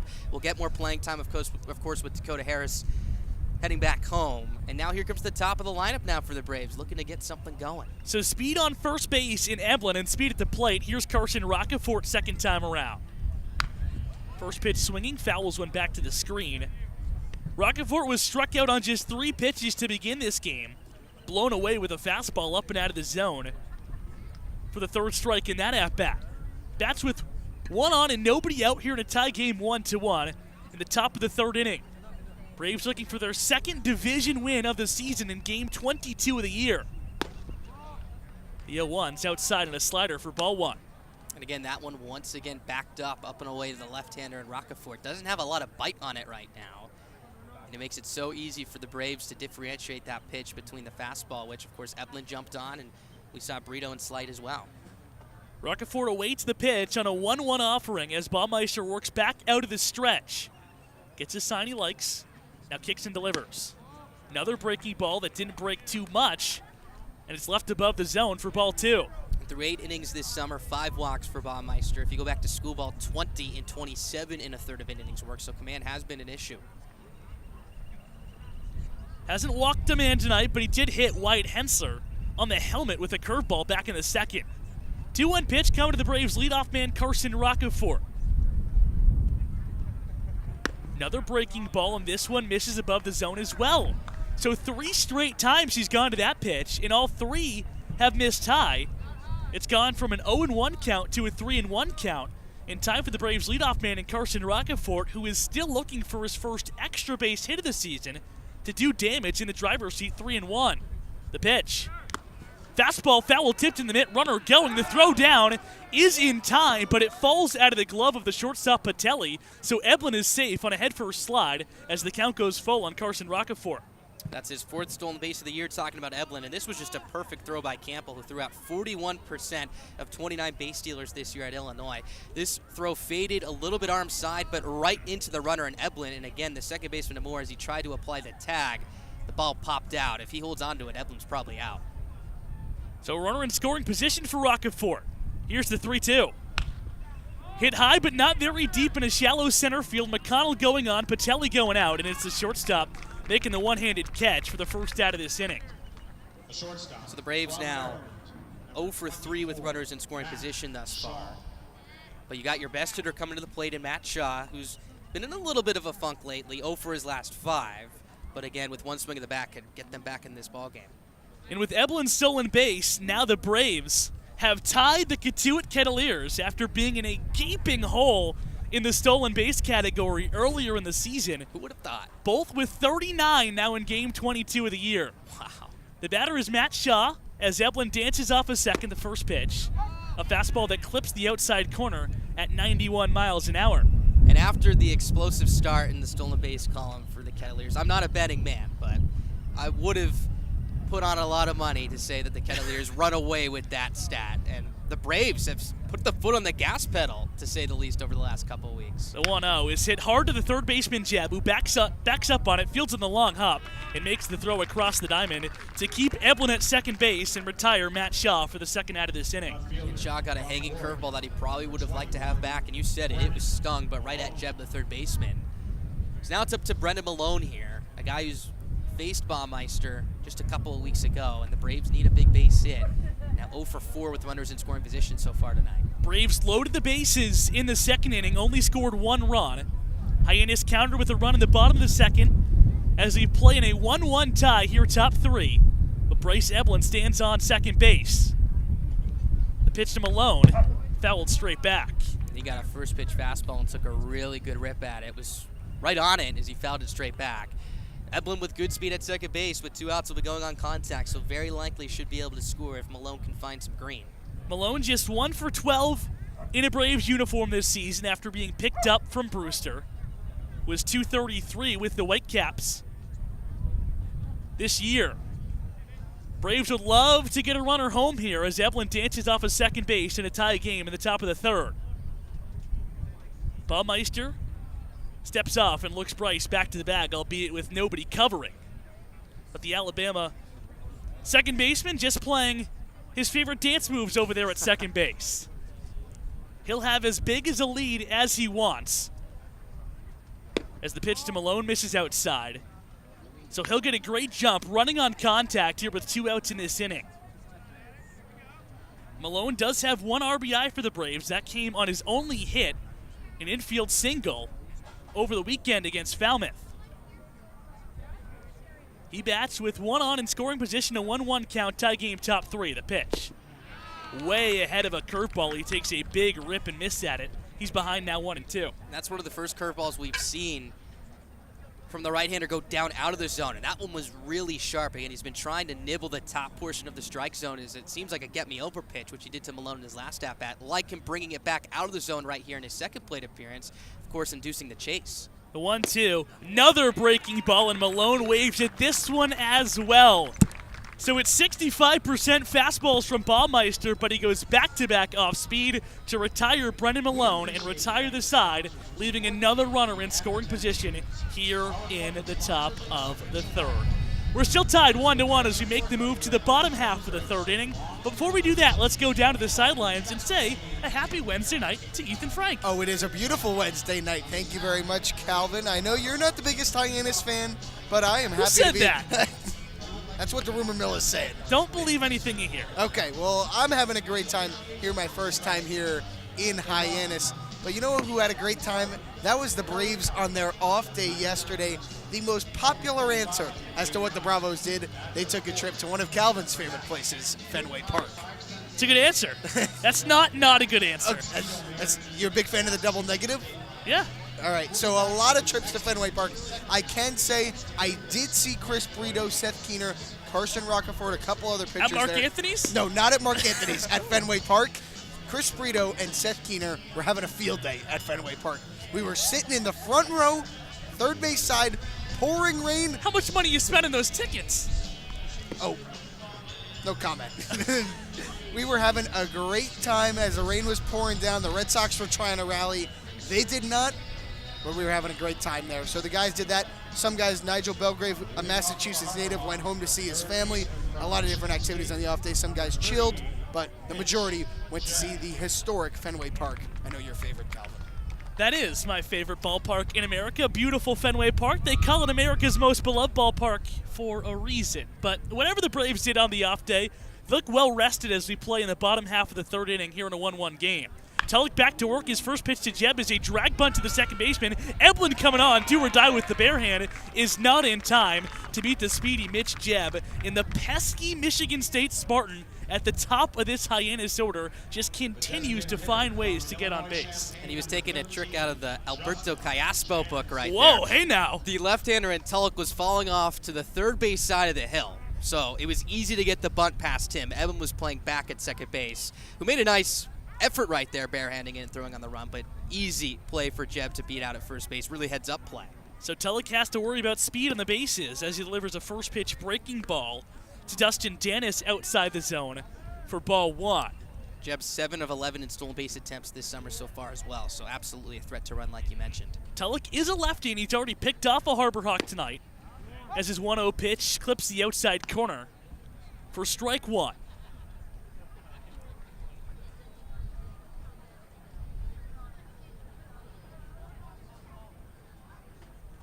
Jeb gets his lead off of first base, the 1-1 pitch coming to Janis. Before it comes, a check over, and Jeb is back in, safely standing up, turning his back to Tulloch as he puts that left cleat on first base. Tie game 1-1, bottom of the third inning, runner on first base, nobody out here in the frame. The 1-1 to the number 2 man, Janis, will not come as another check on Jeb, who's back in safely very easily, not even getting his white jersey dirty by sliding back over there, back in standing up. Another check on him, and same result. That time, Jeb didn't even have a foot off of the first base bag. And Tulloch, we know, likes to throw over there, has a plus move. We've already seen him pick off one runner tonight. That was Flores in the first inning, but Hyannis taking advantage of the aggression and getting in his head right here. Finally comes to the plate, and the 1-1 misses outside. Tulloch's supposed to be playing catch here with Tomas Frick tonight, but loves tossing it back and forth with the first baseman Brito, apparently. 2-1 count here to the DH Justin Janis, who bounced out to the pitcher in the first inning. Off-speed pitch, and Janis is way out ahead of it. It's gone to 2-2. And he pulled the string right there. It looked like a breaking ball front door pitch that Janis went after. You could see his front shoulder fly open towards that right field foul pole. See if he tries to go with it again right here. Janis chokes up on 2-2. Jeb gets his lead off of first base. Another check on him. This time he has to slide, but he's back in safely.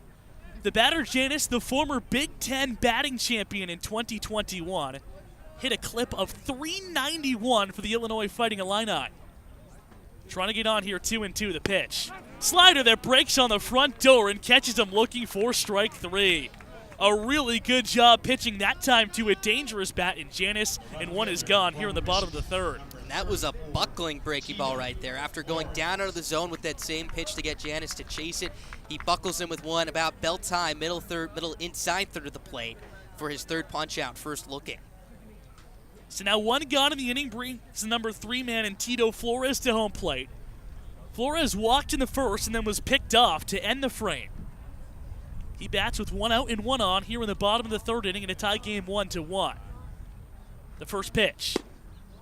Fastball that misses down and away for ball 1. You mentioned Jeb's stolen base efforts. Leads Hyannis with 11 attempts this season, has been successful 7 times. Probably a good spot to run here with the number 3 man in the lineup up with 1 gone in a tie game. Tulloch, the pitcher, comes ready at the belt and now comes to the plate. The pitch. Off-speed pitch that misses up and away and a changeup. It's gone to 2-0. And 6 of the 8 balls put in play against Tulloch tonight have been on the ground, which perfectly matches the ground ball rate of 76%, which he came in with tonight. Could really use the twin killer right here. You got Eblin and Shaw playing at double play depth up the middle. Braves have hit into a double play tonight, haven't turned one defensively. The 2-0 pitch coming to Flores. Down the third baseline, fair ball, a diving stab by Peck, who comes to his feet and throws across the diamond to make a spectacular play. How about the natural shortstop flashing the leather at third base, going down behind the third base bag and skipping a throw the length of the diamond across the infield. A scoop made in the back end by Chris Brito, but that saves extra bases, and Hyannis having runners on second and third with 1 out in this inning.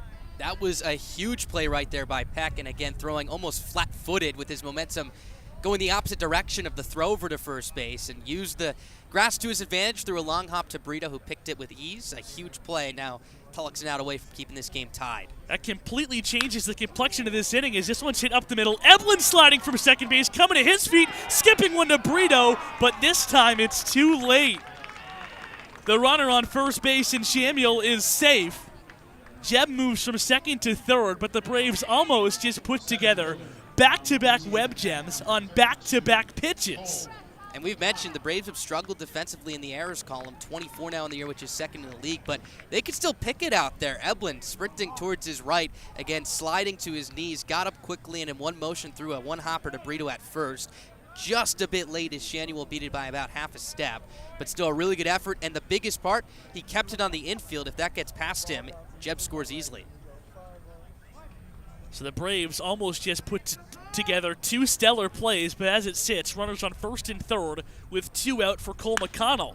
He lifts one into the left center field gap. Coming on is Roccaforte. Going out is Shaw, and he makes the catch over the shoulder. Wow, the Braves have come to play defense tonight. Adam Tulloch is saved by his defense as they go down. Hyannis at that goes down without scoring here in the bottom of the third. What a play by Matt Shaw to end this inning, and it keeps the game at a 1-1 tie as we head to the fourth on the Bourne Braves Radio Network.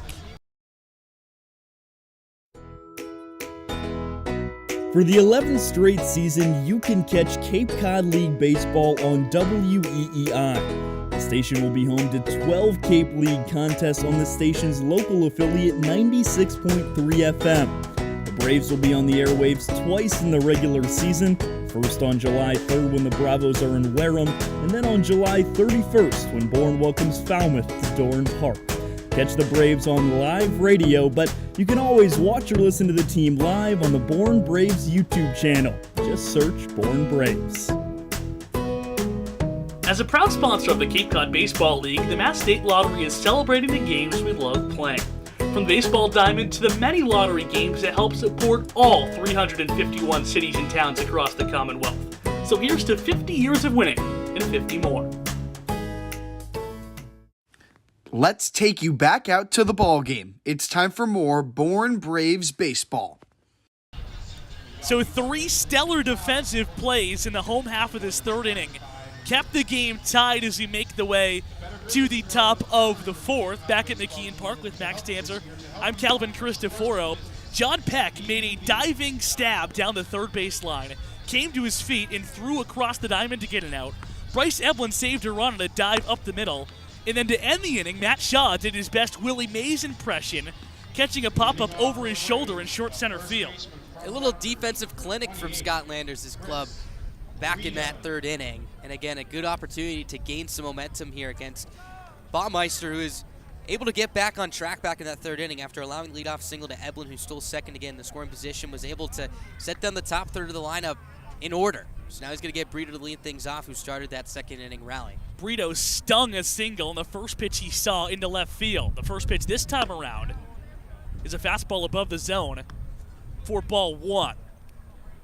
So hopefully the Braves defense sparks the Braves offense, who's got 1 run on 3 hits to this point in the ballgame and a 1-1 tie in the top of the fourth.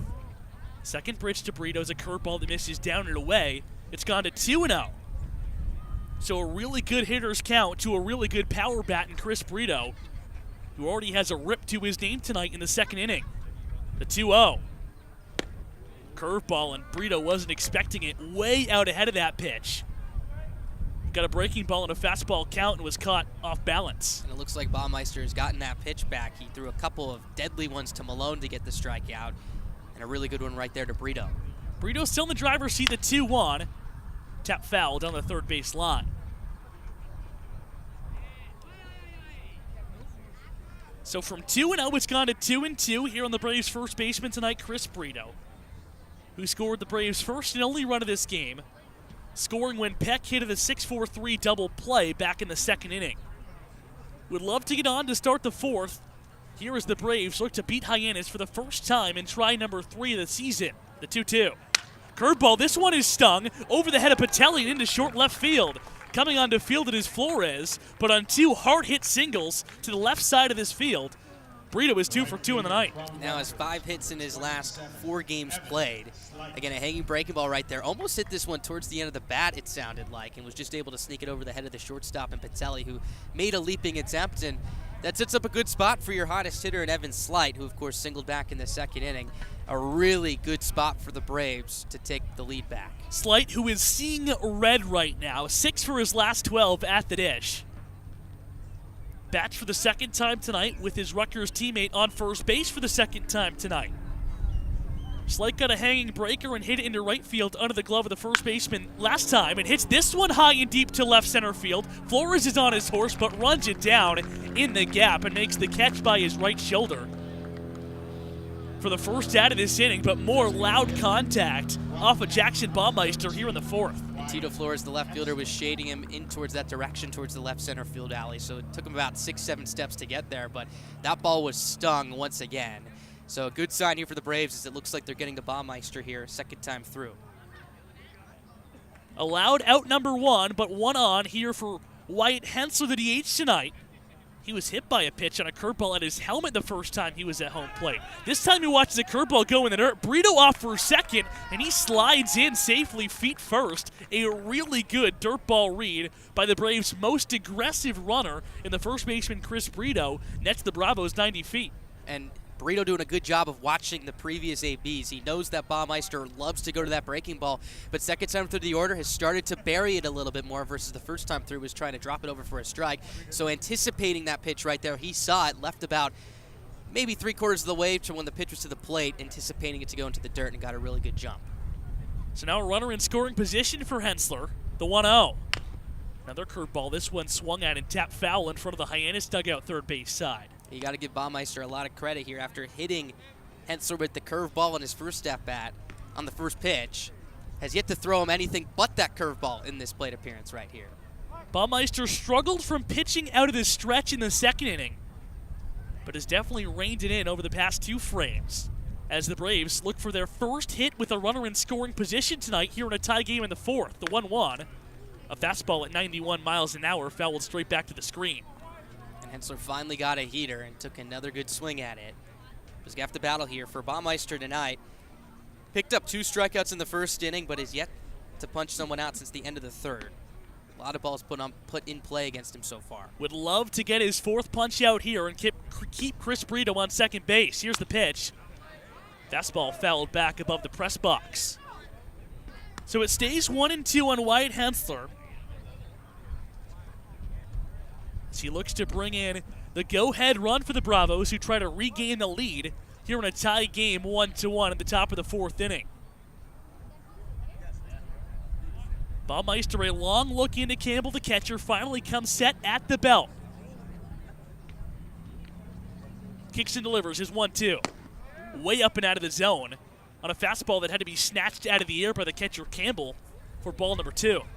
And it looks like, or there is a right-hander warming up down the left field line in the Hyannis bullpen, so we'll see if Baumeister can get through this inning, and that might be it for him. The Hyannis starter has gone 4 innings twice this season, but has not gone and out more. Big spot here, 2-2, 1 on, 1 out, in a tie game 1-1. The Braves and Harbor Hawks do in battle for the first time at McKeon Park this season. At game number 22, the halfway point of the Cape League season.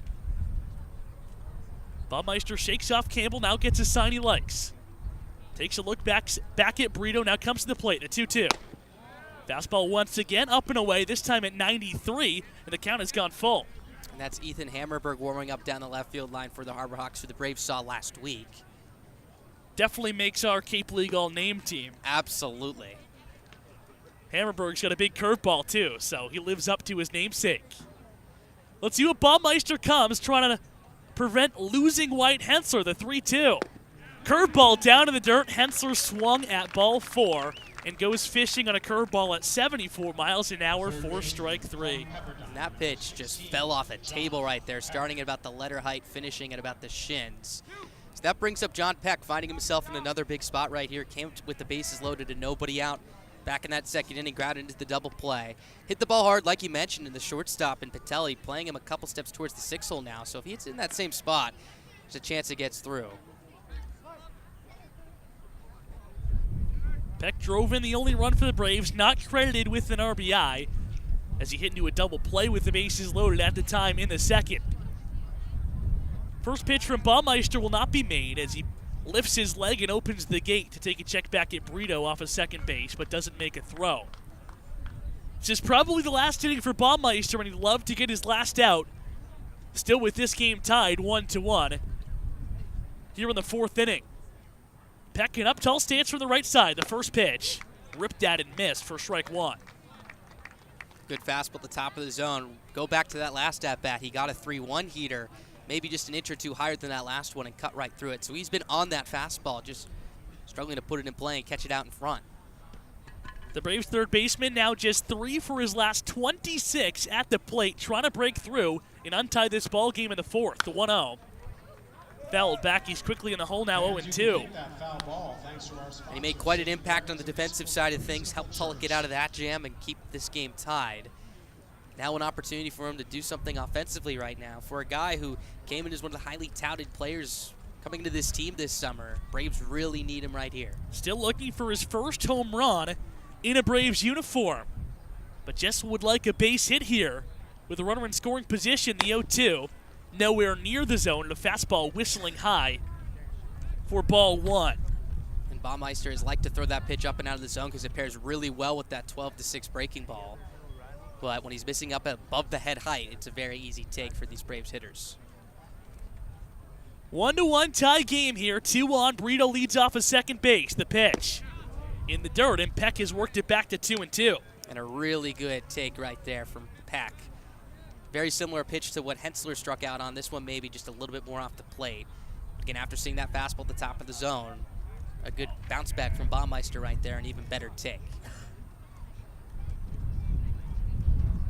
Brito off a second. 2-2 pitch coming with 2 outs. Tie game in the top of the 4th. Here it is. Curveball in the outside corner. It caught him looking, strike 3. That is a hammer for Jackson Baumeister, and if that's his last pitch of this ball game, he leaves with a bang, leaving another Braves runner in scoring position here in the 4th. Braves can't get Brito home from second as we go to the home half of the 4th, still tied 1-1 on the Born Braves Radio Network. Keep up to speed with the Braves when you're away from Doran Park by visiting our website at bornbraves.org, and be sure to follow us on Twitter and like us on Instagram and Facebook. You'll be kept up to date all year long with the Braves. T-Mobile is proud to sponsor the Cape Cod Baseball League. T-Mobile is committed to serve those who serve, and that's why they go above and beyond for our active duty military and veterans. Visit your neighborhood T-Mobile store or T-Mobile.com to learn more. A night at the ballpark is one of the best ways to spend a summer evening with the family. With free admission to Doran Park and every field on the Cape, you can bring along the entire crew to experience a free night of fun at the park. Catch the best collegiate summer baseball league with the whole family all summer long, with tickets starting and ending at $0. To find the full Braves schedule, head over to our website, bornbraves.org. Live baseball every night. It's another summer on Cape Cod. So Jackson Baumeister, the starter for Hyannis, got through 4 innings, allowing just a single run. And his counterpart, Adam Telek, looks to do the same and get through a 4th inning, keeping this game tied at that 1-1 tally. Telek will face 6, 7, and 8 in the Hyannis order, Campbell, Moore, and Patelli, the same trio he faced in the 2nd inning when he worked around a 2-out single. Telek, always working quickly, is set to start this home half of the 4th. His first pitch in there at the top of the zone for strike 1. And after a breezy first inning, 1, 2, 3, faced 6 batters in the 2nd, 5 in the 3rd. Has got a couple of tough breaks from his defense as well. Quickly, the 1-0 is foul tipped into the midst of Frick. It's gone to 0-2. Now 39 strikes to 17 balls. So just about 60 or so here in his 4th inning of work. Watching Adam Telek pitch is like watching a YouTube video in 1.5 speed. He's ready for his 0-2. Tap to 3rd. Here comes Peck on the run. Fields with the glove. Throws on the run and makes the play over to 1st for the first out of this inning. I'll tell you what, John Peck is making quite the YouTube highlight reel over at 3rd base tonight. A couple of really good plays. First sprawling towards his right. This one charging in aggressively. Throwing on the run, which is huge for him because, remember, go back to last Friday against Chatham. Had that tough error late in the game. Throwing across the diamond is shown to be making some adjustments so far here this evening. Which is just crazy to think about because John will tell you, he's a natural shortstop, playing at the hot corner tonight and flashing the leather. Already 2 really good plays in this one. The batter is now Christian Moore, who takes a look at ball number 1, and an off-speed pitch that missed high. Moore reached on a fielder's choice last time he was at home plate. The Tennessee freshman takes a rip and a miss at a fastball across the plate as the count goes to 1-1. And Tulloch could really use a quick inning right here. I'm curious to see if Scott Landers, if he gets through this inning unscathed, will take him out for the 5th inning. Again, that's when Tulloch struggled in his last outing. But might give him the opportunity to stretch it. That would be facing the lineup for a 3rd time, though. His 1-1 is a slider that misses down below the zone. Action just starting to stir in the Braves bullpen down the first base line. It looks like Nelson Berkwich, the left-hander, is starting to get loose. But not throwing the baseball, just working with the weighted balls right now. The 2-1. At the knees, but just a hair below them. It's gone to 3-1 on a really good hitter and a guy who's really exciting to watch play the big game of baseball. And that's the Tennessee second baseman, Christian Moore. Has to be careful here. Tulloch's 3-1. At his feet, skips to the backstop. It is a walk on 5 pitches, and Moore is on as Hyannis gets a base runner here in the 4th. And that's going to be the 2nd walk that Tulloch has surrendered this evening, the first since the 1st. Of course, he would pick off Flores to end that frame. Back to your point, though, about Moore. When we talked to the Hyannis broadcast team before the season, it was the debut of Christian Moore, which was a couple weeks ago. That was back on the 25th. And they said he walked into the dugout, and the first thing he said to manager Eric Beattie was, "Can I bat flip?" And he said, just don't get in trouble. The Braves have limited him to 1 for 8 now in these 3 games that they've faced him. So we haven't gotten to see the bat flip yet, at least. But we've heard that he can light up the game. Tulloch checks on Moore, who's back in with head first slide. He's an ambassador of the game, a guy who likes to make the game of baseball fun. As this time Tulloch checks on him, and it's in the dirt. Good pick by Brito to prevent that one from going in front of the Braves' dugout and giving Moore a free 90 feet. Still hasn't thrown a pitch here to the shortstop, Patelli.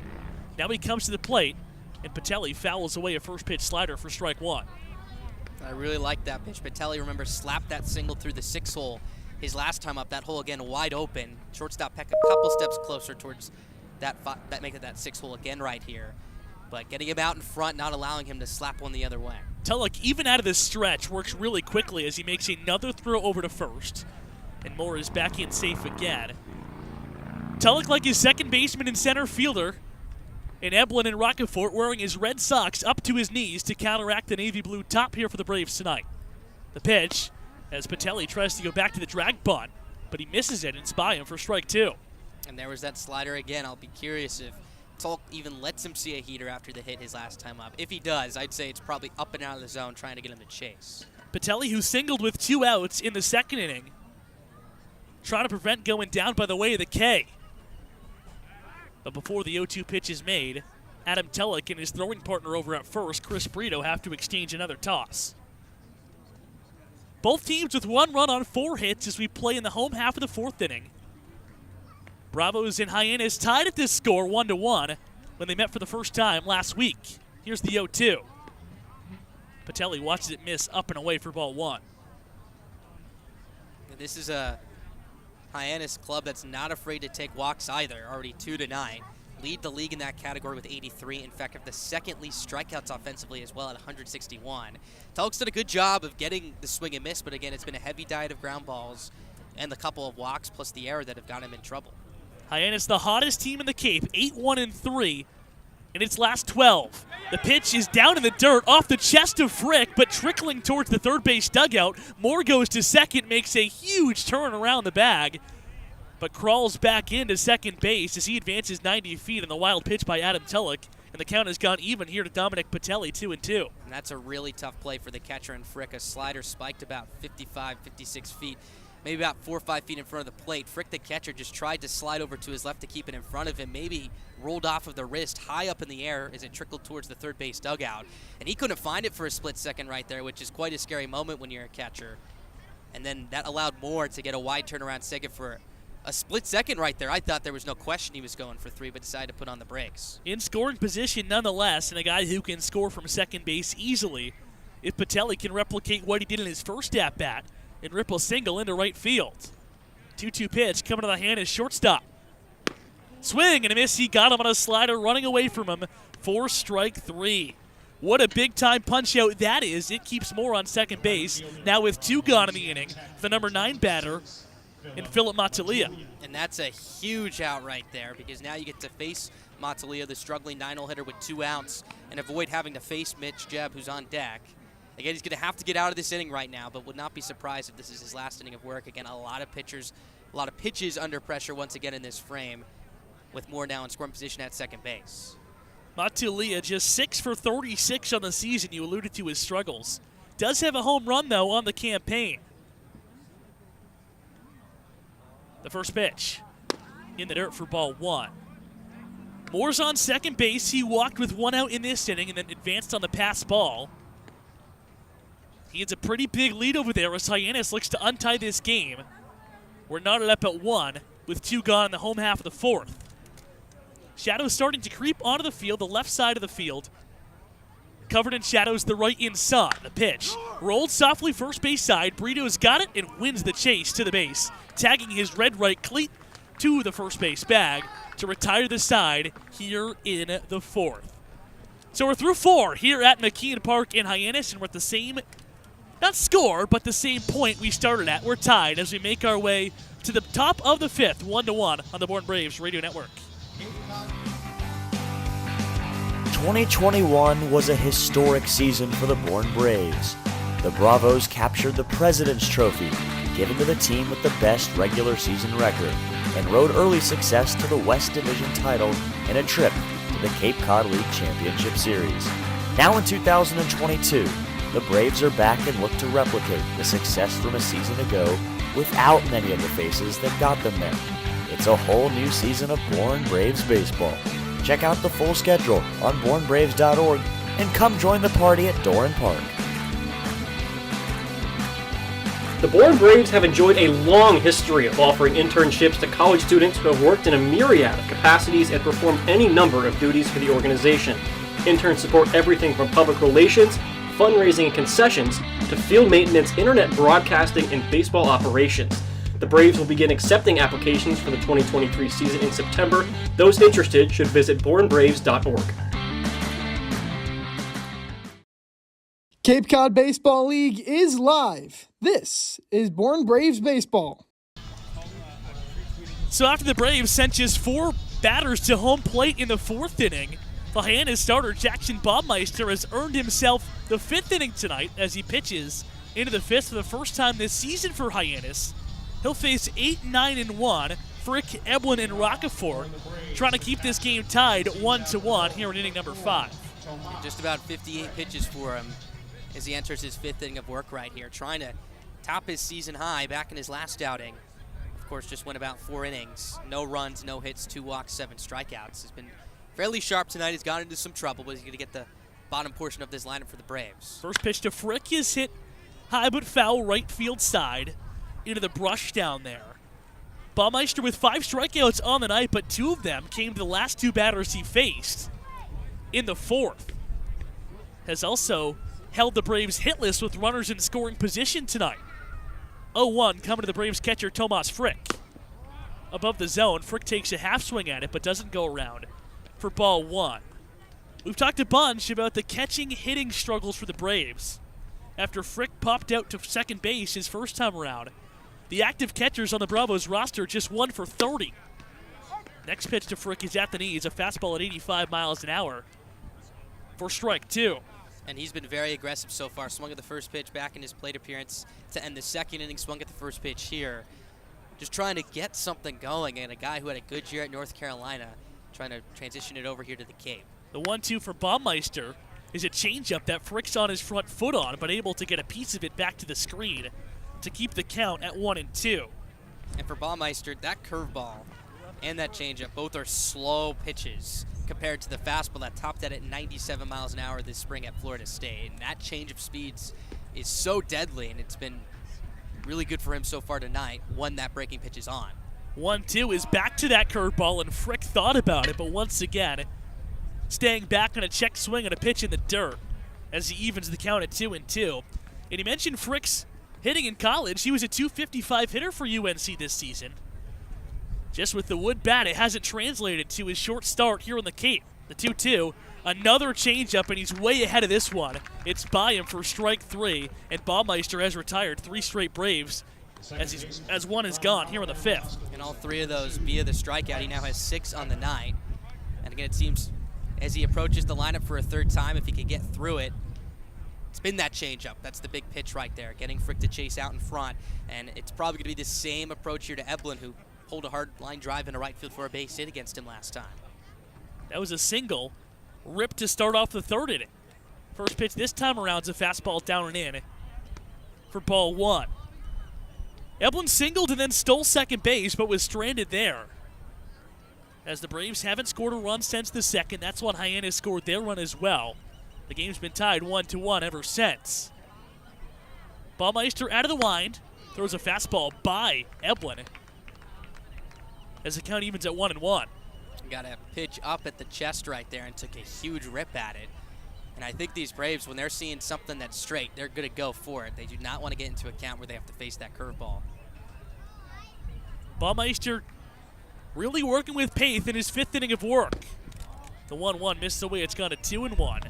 Both pitchers, Baumeister and Telek, have worked very, very fast to this point in the ballgame, as both has allowed 1 run on just 4 hits. Eblin bats tight to the plate on the left-handed side with his Red Sox held high and a right arm sleeve on his front left arm. Here's the pitch. In the dirt, he went fishing at a breaking ball, and the count is even at 2-2. And it seems like that curveball at times has been hung a lot from Baumeister this evening, but we mentioned it. It's just so much slower than that fastball. Even Matt Shaw got a hanging curveball middle third of the plate, but was out in front of it and rolled over it to the third baseman in Jeb. And now that he's been able to control that pitch and use it down out of the zone, there's just been no chance for these Braves hitters to be on time for it, while having that fastball that tops out at 97 in the back of their mind. Baumeister hunting his 4th straight strikeout. Let's see what he goes with on the 2-2 pitch. The Braves second baseman, Bryce Eblin. Out of the windup, he works. The 2-2. Fastball, but just below the knees. It misses on a 91-mile-an-hour heater, and the count has gone full. And that's a really good take by Eblin right there. And if he can reach via the walk or via hit right here and flip this lineup over one more time, one, that may force a move from Beatty as the right-hander continues to warm up down the left field line, but 2, you get to see him for a 3rd time if Beatty leaves him in the game. Braves would love Bryce on here, a guy who can steal a bag, already 4 for 4 on the season and 1 for 1 tonight, with the top of the lineup coming back around. Here's the 3-2. Fastball spoiled away above the Hyannis dugout third base side. An emergency hack right there. Really late swing, hit it hard, slicing it just over the netting over that third base dugout. But staying alive and getting that pitch count up for Baumeister. Baumeister reaching the end of his outing. He's through 4 1/3 innings of work, allowing just a single run. Trying to finish Eblin, who's worked the count full. Here's the payoff pitch. Swing and a miss, foul tipped into the mitt. He got him on a fastball at 90 miles an hour for the 4th straight strikeout by the Florida State arm, Jackson Baumeister. Now 7 on the night. Remember, coming into this evening's game through 8 innings, 12. He's well on over pace on that one, to say the least. And now you get an opportunity to face the top of the lineup for the 3rd time if you're Baumeister and to get the deepest into a game you have this year. 45 pitches, or I should say 45 strikes to 26 balls so far, as he's about at 70 pitches. First pitch to Rockefort, who sees him for the first time, and said 3rd time, is fouled away. Rockefort struck out to start this game and then popped to the shortstop Patelli in the 3rd. Still looking for his first extra base hit as the Braves look to untie this game. That's knotted up at 1 here in the 5th. The 0-1's bounced in the dirt on a curveball for ball 1. Braves have scored 1 run against Hyannis in all 3 meetings this season. Trying to score 2 for the first time against the Hawks this year. Here's the 1-1. Up and away for ball 2. Baumeister looking to put an exclamation point on what has been a really impressive performance, especially for a guy who didn't get an out in his first Cape appearance, allowing 4 runs a couple weeks back against Wareham. 2-1 pitch coming to the Braves center fielder. Swinging a grounder to first base. Samuel's over, he fields it on the backhand and makes the underhand toss to the pitcher covering to retire the side and put the Braves down in order here in the 5th. Our score remains tied 1-1 as we head to the home half of inning number 5 on the Born Braves Radio Network. As a proud sponsor of the Cape Cod Baseball League, the Massachusetts State Lottery is celebrating the games we love playing, from the baseball diamond to the many lottery games to help support all 300.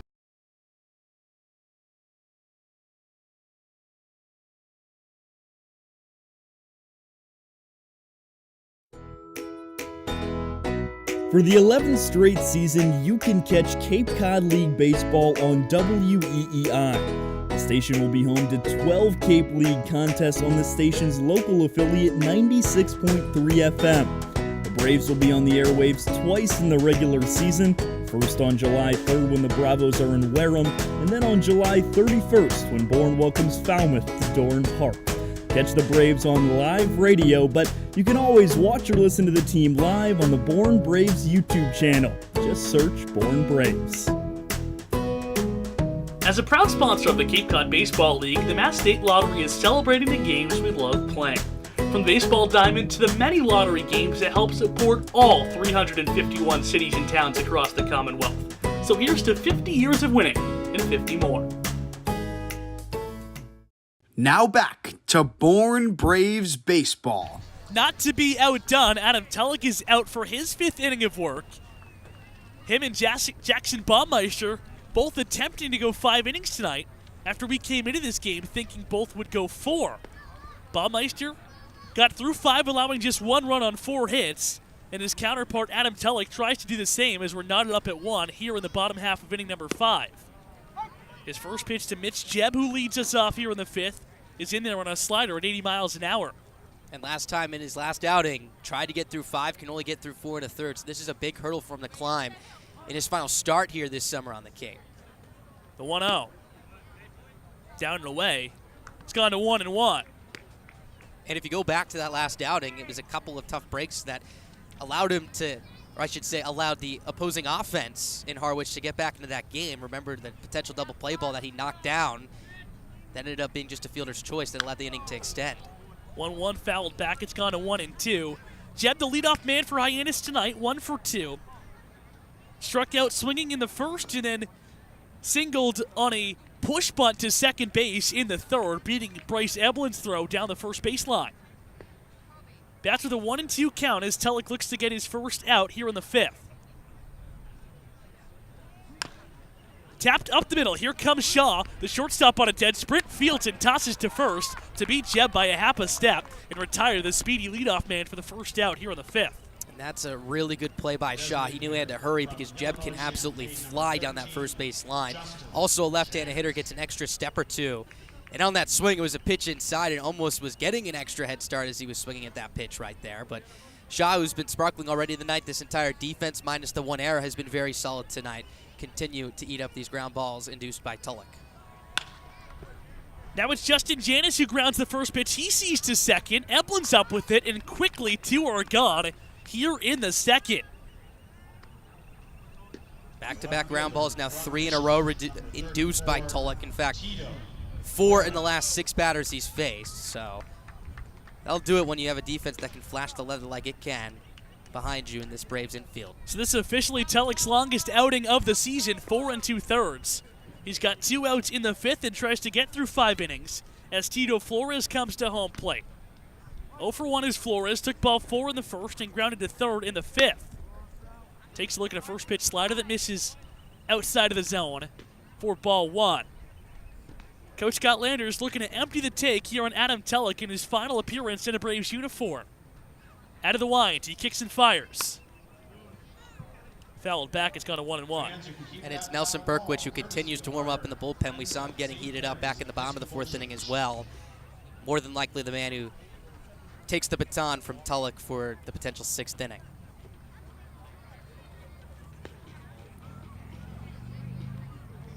Tulloch still working with pace, is 1-1 coming. Missing off the outside corner, a fastball at 91 miles an hour for ball 2. And Tulloch's done a good job of keeping this top third of the lineup quiet again. Just 1 hit was the infield bunt single off the bat of Jeb. Besides that, 0 for 5. Flores looking to get Hyannis a base runner here in the 5th, but he takes a rip and a miss at a slider that's in there at 85. And the count is even at 2-2. The entire field except for the right fielder in Slight covered in shadows as we play into the 7:30. A slide step and a quick pitch to the batter in Flores on a fastball that misses outside. Tulloch wondering where it was, but it misses away. He tries to catch Flores off balance to no avail, and the count's gone to 3-2. It looks like he did catch him off balance. The fact that he got the take, just didn't get the call. Here's the 3-2. Tulloch looking to get through 5. Down below the zone, he's walked him, and Hyannis does have a base runner in the 5th. That's his 3rd walk of the night. Now, as we speak, 50 strikes to 29 balls, so 79 pitches in total. You mentioned it earlier, 4 2/3 now is his season high for innings, but would love to leave the Cape with a good old number 5 in the scorecard under the IP tonight. So Flores is on first for Nolan Shaniel, who's roughed up Tulloch tonight, 2 for 2 with a pair of hard-hit singles. First pitch to him is roped but foul, first base side. Just a strike for strike 1. And a front door slider right there that got Shaniel out in front. And both singles that he's picked up tonight have been hit hard to his pull side. So Breeder, who's holding on Flores over there at first base, has to be ready. Shaniel, a first-team Conference USA selection, moves out of the way of a pitch up and in as the count goes to 1-1. Shaniel tore up Florida Atlantic this season, off to a pedestrian 235 start to the Cape season, but is 2 for 2 tonight against Adam Tulloch. Looking for one last out potentially in a Braves uniform. The Arizona State left-hander will have to wait a little bit as the batter in Shaniel calls time and walks around the left-handed batter's box. Now he climbs back in with his red cleats right on the line as he's tucked in close to home plate. The 1-1. Breaking ball up and in, 2-1. And that one backed up on him right there, 78 miles an hour. So maybe some signs of fatigue here as he approaches his 82nd pitch of the night, but just trying to hold on and get this one last batter. And after 2 quick outs in this inning, he walked Flores and is behind 2-1. The pitch off the outside part of the plate, 3-1. And that's a really close pitch. You could see Tulloch bend down to his knees in frustration right there, especially after the previous 2-2 pitch to Flores on the quick pitch that was called a ball. couple of pitches that could have been strike 3 that are instead balls that keeps the inning going. Berkwich still working in the Braves pen. The 3-1 skips in. It's ball 4, and after 2 quick outs, Tulloch has walked back-to-back batters, and 2 men are on with 2 men gone for the center fielder Cole McConnell. And McConnell, another left-handed hitter right here, and no sign of Scott Landers yet, so he's going to let his left-hander in Tulloch get an opportunity to get through this 5th inning, and hold that thought. Here he comes. So it looks like that may be it for Adam Tulloch in a Braves uni. So Adam Tulloch's night is done. He leaves with 2 runners on and 2 runners out here in the middle of the 5th inning.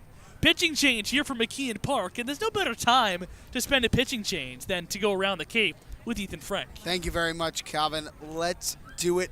Some interesting scores going on around Cape Cod tonight. Let's start where the game started at 5 p.m. at Stony Brook Field. The Whitecaps and the Kettleers, 2 teams near the top of the standings in both their respective divisions. That game is tied at 1 in the bottom of the 8th inning. Brewster looking to secure an upset over Cotuit. Out at the Gov, the Commodores trail the Red Sox 3-0. The Firebirds are scoreless with the Gatemen 0-0 top 6, and Chatham surprisingly leads Harwich 4-0 top 2. Hate to cut you off quick, Ethan, but they are not pulling Adam Tulloch. Scott Landers just having a pep talk with his pitcher on the mound as he'll hang in there and face McConnell for the 3rd time tonight with runners on 1st and 2nd, 2 men out here to tie game 1-1 in the bottom of the 5th inning. McConnell facing Tulloch lefty on lefty. The first pitch to him. Across on a strike at 87. A little Mike Mussina out of Adam Tulloch right there. Just trying to get a couple of extra pitches in this ballgame tonight. And again, a left-handed batter. I'm fine with Scott Landers giving him this shot right here. First pitch strike to McConnell. Let's see what he does on the 0-1. Staring down the runner on second base, Flores now comes to the plate and gets his swing and a miss on a slider up and in. It's gone to 0-2. You can see him nodding his head after getting the ball back from Frick right there. If he picks up a big punch out, I have no doubt he's going to be coming up fired off that mound towards the first base dugout. Potentially just one more pitch in his Braves career. Flores leads off a second, Samuel off a first. Here's the 0-2 to McConnell. Fouled back to the screen. The plot thickens and the count stays 0-2. And for Tulloch so far tonight, 4 punch outs. Last time he struck out a batter was Patelli, back for the 2nd out in the 4th inning. McConnell's put the ball in play both times tonight. So he's been a tough guy to induce the whiff on. 2-on, 2-out tie game in the bottom of the 5th inning. Tulloch looking to get out of this jam he created, walking back-to-back batters. The 0-2 misses up and in. It's gone to 1-2. And McConnell struck out 17 times this year, the most of any Hyannis bat. Has yet to against Bourne, but not a better time for number 1 right here. 0 for 2 in the night, reached on the error by Brito in the 2nd, then popped to the shortstop Shaw to end the 3rd. Trying to keep this line moving in the 5th for Hyannis. Tulloch's 1-2. Swing and a miss. He got him on a slider, strike 3. Adam Tulloch puts an exclamation point on his Braves career and on this 5th inning, and we're going to the 6th, still knotted up at 1 on the Bourne Braves Radio Network. Missed the biggest part of the game? Don't worry, the Bravos have you covered. Catch the call of the game on the Braves Twitter at Bourne Braves to hear the night's biggest moment. From big-time strikeouts to crazy web gems, game-winning home runs, and more, whether you hear it for the first time or you just want to relive the magic, the call of the game will bring back the best moment from the night that was.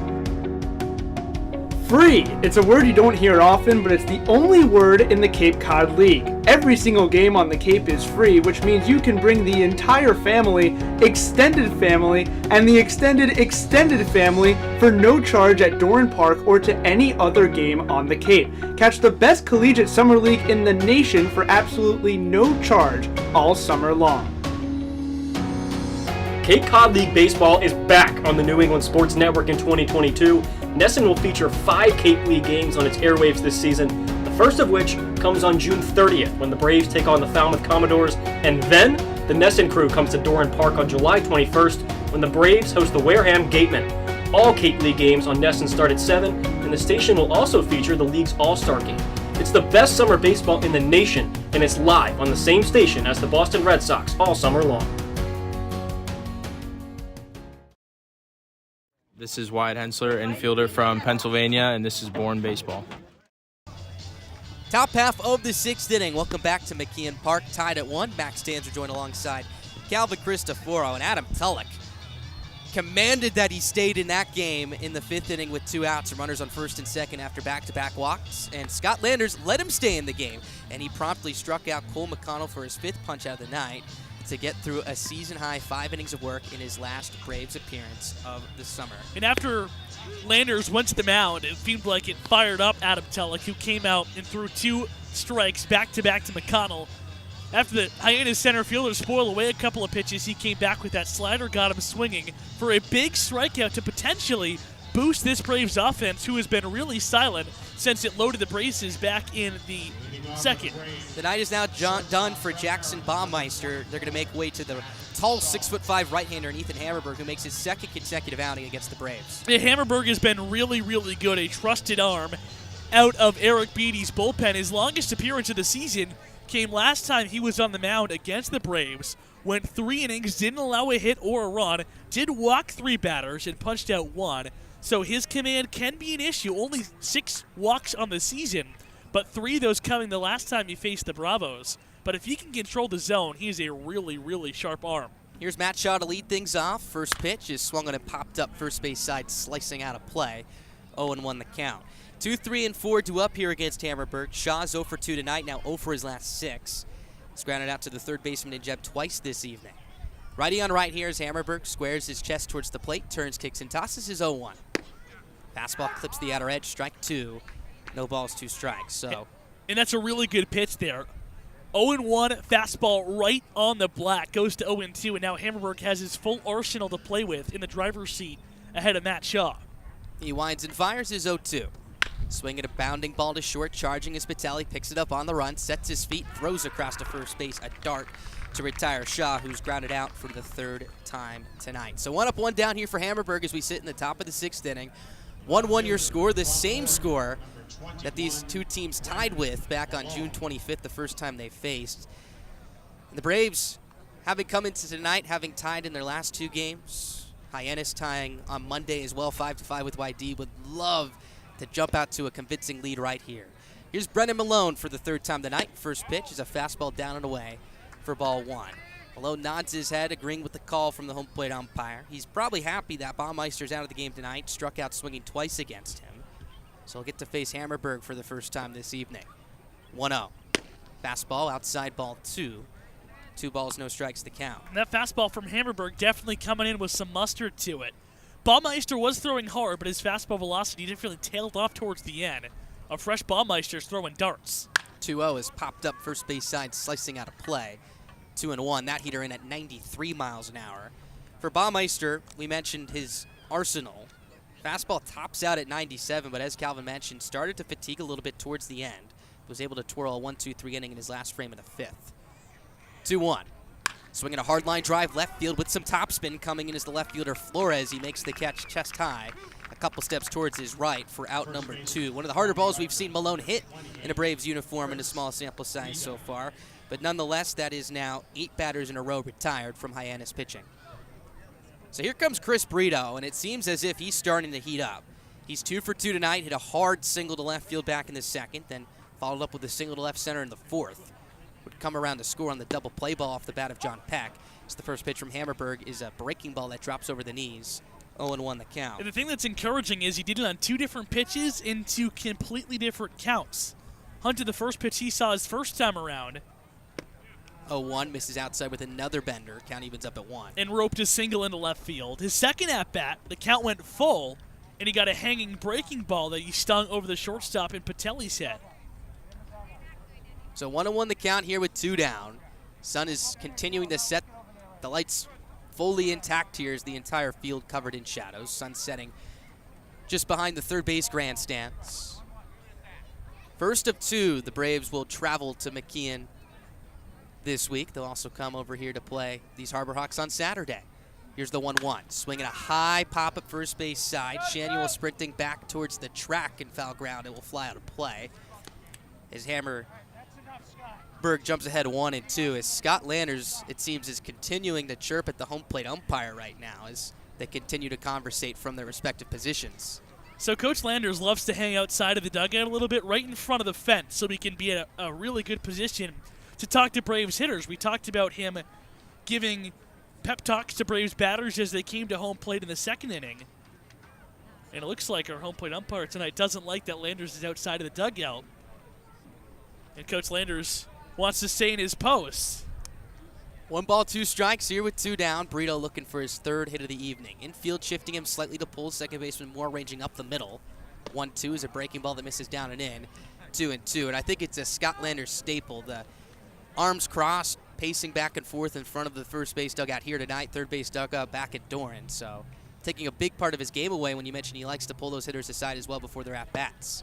2-2, down and away with a heater at 92. Count runs full at 3 balls and 2 strikes. Evan Slade on deck, who's been swinging it very well as of late. Would love it if his Rutgers teammate in Brito could keep the inning going for him. Brito from the right side digs back into the box. The payoff pitch. Breaking ball is on the inside corner for strike 3. That'll do it for the top of the 6th as Hammerberg enters and faces the minimum, punctuates it with a K. Running to the bottom half of the 6th. Pitching has been the story tonight, tied at 1 here at McKeon Park. 43 of the Braves' 44 regular season games this summer will take place on the Cape, but for the first time ever on July 25th, Polar Park, home of the Worcester Red Sox, will host a Cape Cod League game when the Bravos take on the Wareham Gatemen at 6:45. Gates open at 5:45, and admission is $10 to watch the Braves take on a West Division rival on an even greater stage. The Braves are the reigning champs of the Cape Cod League West Division, but the West in 2022 is loaded again and as wild as ever. With 6 games against Hyannis, Wareham, Falmouth, and West Division runner-up Katuitt, it's a packed slate against division foes thirsty for revenge. To check out where and when the division matchups go down, head to our website, bornbraves.org, and check out the Bravos' full schedule. After COVID-19 canceled the 2020 season and shortened 2021, this year will be the first since 2019 with a full 44-game schedule and an 8-team playoff. That means you can catch the Braves squaring off with each team in the West 6 times and each team in the East 4 times. It's a jam-packed slate for the Braves in 2022, and you can check out the squad's complete schedule on our website, bornbraves.org.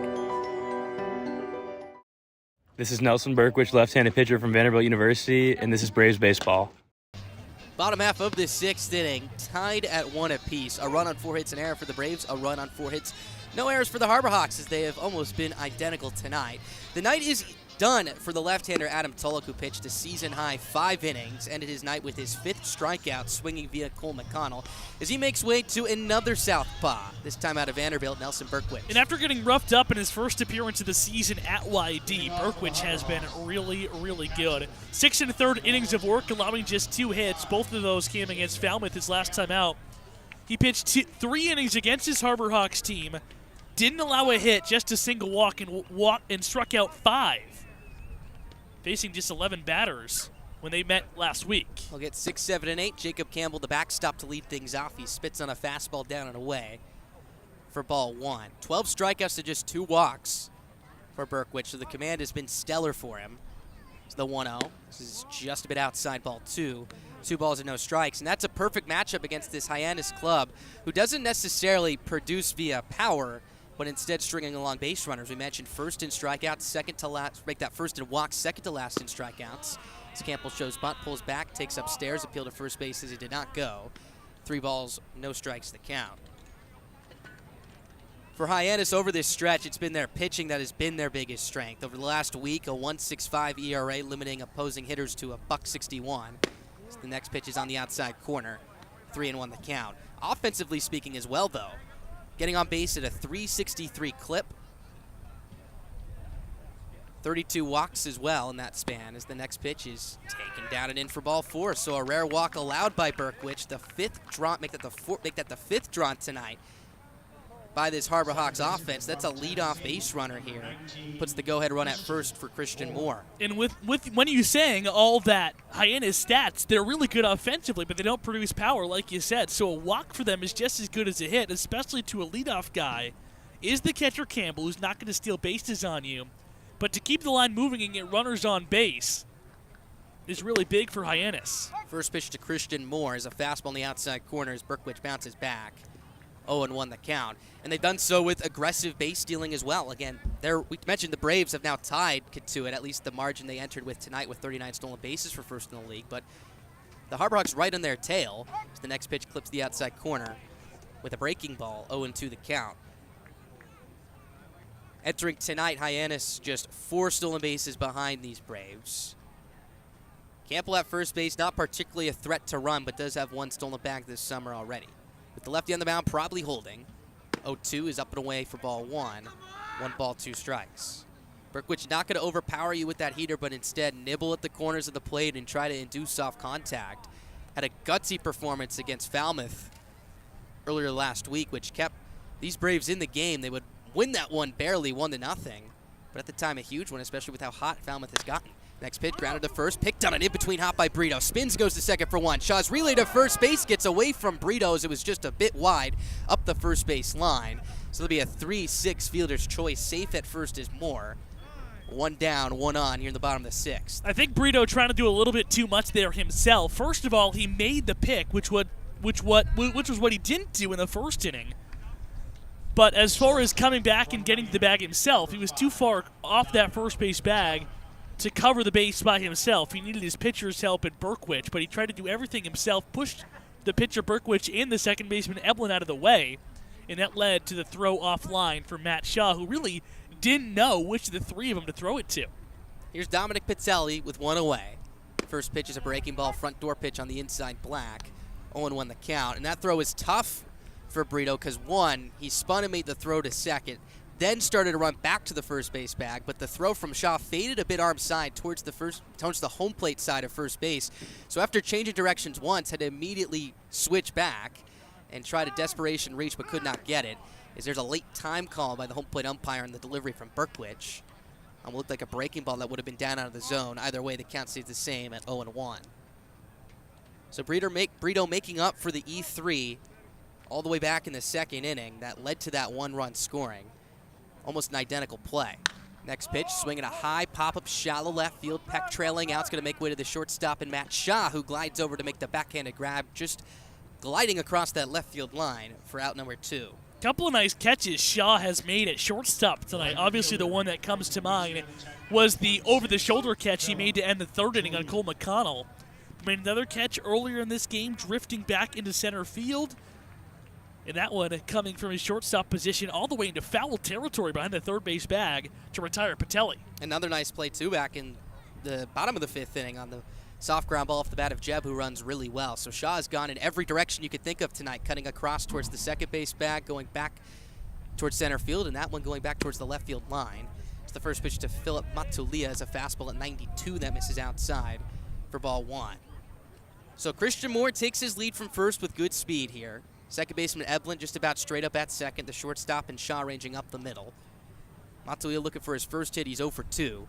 So the 1-0 is a fastball that bites the outer edge. Count evens up at 1-1. This is the guy you got to get here. Matulia has really had his struggles this season. Just 6 for 37 hitting in the Cape this year. You do not want to face Miss Jeb with a runner in scoring position here in the 6th. Lefty on left. 1 ball, 1 strike to count. Tied at 1. Bottom of the 6th with 2 down. Pitch, swing, and a miss. An explosive fastball from Berkwich on a late swing. Count moves to 1-2. Matulia has come to the plate twice tonight with 2 outs and has ended both the 2nd and 4th innings. Berkwich would love to retire him here to end the 6th as well. 1-2 the count here with 2 down. Berkwich stares into Frick for the sign, who gives him a fist bump in his direction, gives him the sign as Berkwich now comes set. Runner goes, the 1-2 is swung on and missed for strike 3. Another fastball from Berkwich picks up his first strikeout of the night as that caps the bottom of the 6th inning.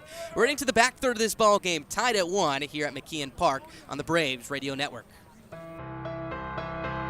The Bourne Braves organization is looking for families willing to host 1 or 2 players for the Cape League season. It generally runs from the first week in June to early August, and the bond between many host families and their players extend beyond the summer and form lifelong friendships. If you are interested in learning more about this opportunity, visit bournebraves.org. Braves fans living on the Cape far from Doran Park? Too far of a drive to make the trip west on any given night? Well, don't worry, because the Braves are coming to you. The Bravos' full slate of games includes trips to all East destinations, including Orleans, Chatham, Brewster, Harwich, and Yarmouth, as well as West Division road trips to Cotuit, Hyannis, down south to Falmouth, and off Cape to Wareham. So wherever you are located on Cape Cod, the Braves will be in your area and are a can't-miss family fun activity. To see the Bravos' full schedule, head over to our website, bornbraves.org, and come join the fun. The 2021 West Division champs are defending their title. Now back to Bourne Braves baseball. Top half of the 7th inning, knotted out one here between the Braves and the Harborhawks. Third time these two teams have faced this season. They'll face each other 3 more times. Of course, this Saturday at McKeon Park, and then one more time at Dorn as well on August 2nd for the last game of the season. Ethan Hammerberg out for his second inning of work, set down the side in order back in the 6th. He'll get Evan Slight to lead things off here in the 7th. And Calvin, this game eerily similar to the last time the Braves took the field on Monday, a 1-1 tie through 7-8 innings or so. Of course, that finished in a 2-2 tie, but the Braves looking to get something going as the first pitch to Slight is taken down and in for ball 1. And similar to the last 2 times these teams have met, of course, the 1-1 tie in the first meeting, and then the 5-1 Hyannis win was tied 1-1 when it got to the 8th inning. The 1-0. Then obviously Hyannis scored 4 runs in that frame, and you know what happened then. Strike at the knees, count evens up at 1 ball and 1 strike, and that was a tough 8th inning with Will Sandy on the mound making his Braves debut. Allowed 5 runs, just 3 of them earned. Of course, a couple of errors and miscues in that inning led to that game being broken open. 1-1, breaking ball, misses up and away ball 2, 2-1. At this point for Evan Slight in his hitting streak, when he's at home plate, you expect good things to happen the way this guy's hitting right now, 6 for his last 13. Singled in the 2nd, lined out hard to left in the 4th. 1-1 is pop foul straight back. Count moves to 1 ball and 2 strikes. And there's nothing better than a Wyatt Hensler nod of approval. Great fan of the broadcast. That's when you know you're having a good night. Absolutely. I'm sure he would love to have Slight in scoring position right here leading off this inning as he looms on deck. Hammerberg going from the windup, shakes off once, now nods in agreement with Campbell. He winds and fires the 2-2, grounded on the first base line and foul past the outstretched glove of Shanuel, the first baseman. Count stays at 2 balls and 2 strikes. So we mentioned Slight and Hensler. After Hensler, it'll be John Pack. 5, 6, and 7 here in this Braves lineup. Again, looking to get something going. Had a really good opportunity in the 2nd with the bases loaded and nobody out. Just pushed across 1. Another good opportunity back in the 3rd inning as well. Next pitch, breaking ball, backs up, misses outside ball 3. Count runs full at 3 balls and 2 strikes. And an advantage the Braves have facing Baumeister and Hammerberg back-to-back. They're 2 pretty similar pitchers. Fastball in the low to mid-90s and a big curveball. 3-2. Swinging a soft line drive, shallow center, but that one's going to dunk in for a base hit as it rolls softly out to McConnell in center. So a hit for Evan Slight. Maybe not the hardest we've seen over the past couple of nights, but a hit nonetheless as the go-ahead runs at first base with nobody out here in the 7th. When you're going good, that's the kind of hits you get. Off the end of the bat, but in no man's land between Patelli, Moore, and McConnell lightly into center field. And the Braves have a base runner, albeit Slight not the fastest guy on the Bravos roster. 0 for 1 stealing bases and hasn't stolen since after he was thrown out a couple weeks ago. But a runner nonetheless here to Wyatt Hensler, who's 0 for 1 in the night, looking for his first base hit of the evening. He's been seeing the ball pretty well. Also, 1 for 3 with a single and a run last time out on Monday against Wareham. First pitch is a fastball at 89 that misses outside. 1-0. To your point, Hensler has picked up a hit in each of his last 3 games. Has now reached base in his last 4 with the hit by pitch back in the 2nd. Righty on right, Slight takes his lead from first, the go-ahead run. 1-0. Breaking ball taken down, away ball 2. 2 balls, no strikes. Still waiting for Wyatt to get one, though. Double-digit home runs at Penn this season. A home run's coming. Pretty good park to do it here. 324 down the line. Pretty shallow center field. Everything besides the right field corner is relatively hitter-friendly. Count to do it, too. 2-0. Here it is. Fastball bites the outer edge. Strike 1. 2-1. Hensler nods his head, steps out of the box, readjusts his batting gloves as he takes a deep breath right here. 379 feet to straightaway center as well. It gets deep out to right where it's 358 feet. A lot of green out there as well, though. It's the 2-1. Swing and a miss, a late hack on a fastball at the top of the zone. Count evens up at 2 balls and 2 strikes here. You really got to tip your hat to Hammerberg in this at-bat. Fell behind 2-0, and then really 2 pitchers' pitches spotted well to claw back into this count 2-2. Slight lit off the inning with the single to shallow center. Hensler looking to follow that up right here. From the stretch, Hammerberg's 2-2. Swinging a fly ball, right field fairly deep. Sprinting back is Matalia. In front of the track, he reaches up to make the catch for out number 1. A throw back to first base is just a little bit late, as Slight was aggressively running towards second on that play, but just got back by about half a step. Yeah, probably a little bit too close to comfort there. Off the bat, it seemed like it might have gotten down, but Matalia definitely had a beat on that one, ran it down before he got to the right field corner. So here's John Peck, 0 for 2 tonight, grounded into a 6-4-3 double play ball, which did result in the first and only run of the night for the Braves, but he is granted no RBI on that, and struck out looking back to end the 4th inning. 1 on and 1 down, righty on right, first pitch. Swing and a miss, another big rip on an 89-mile-an-hour heater. Peck falls behind at 0-1. I'll tell you this much about Peck. He's got a really good-looking swing, and he does not get cheated. Good hack that time, but has come up empty too many times this season, leads the Braves with 24 Ks. 0-1, another swing and a miss on a fastball upstairs, another good rip. This one ticked up to 92. Count moves to 0-2. So after sitting at about 89 to 90 with that heater, Hammerberg adding a little bit extra juice onto that one.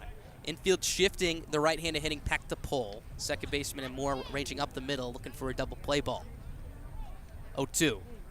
Swinging a high fly ball, shallow center. McConnell coming in. He is there, and he makes the catch for out number 2. That one was hit a mile up in the air. Peck just missed it.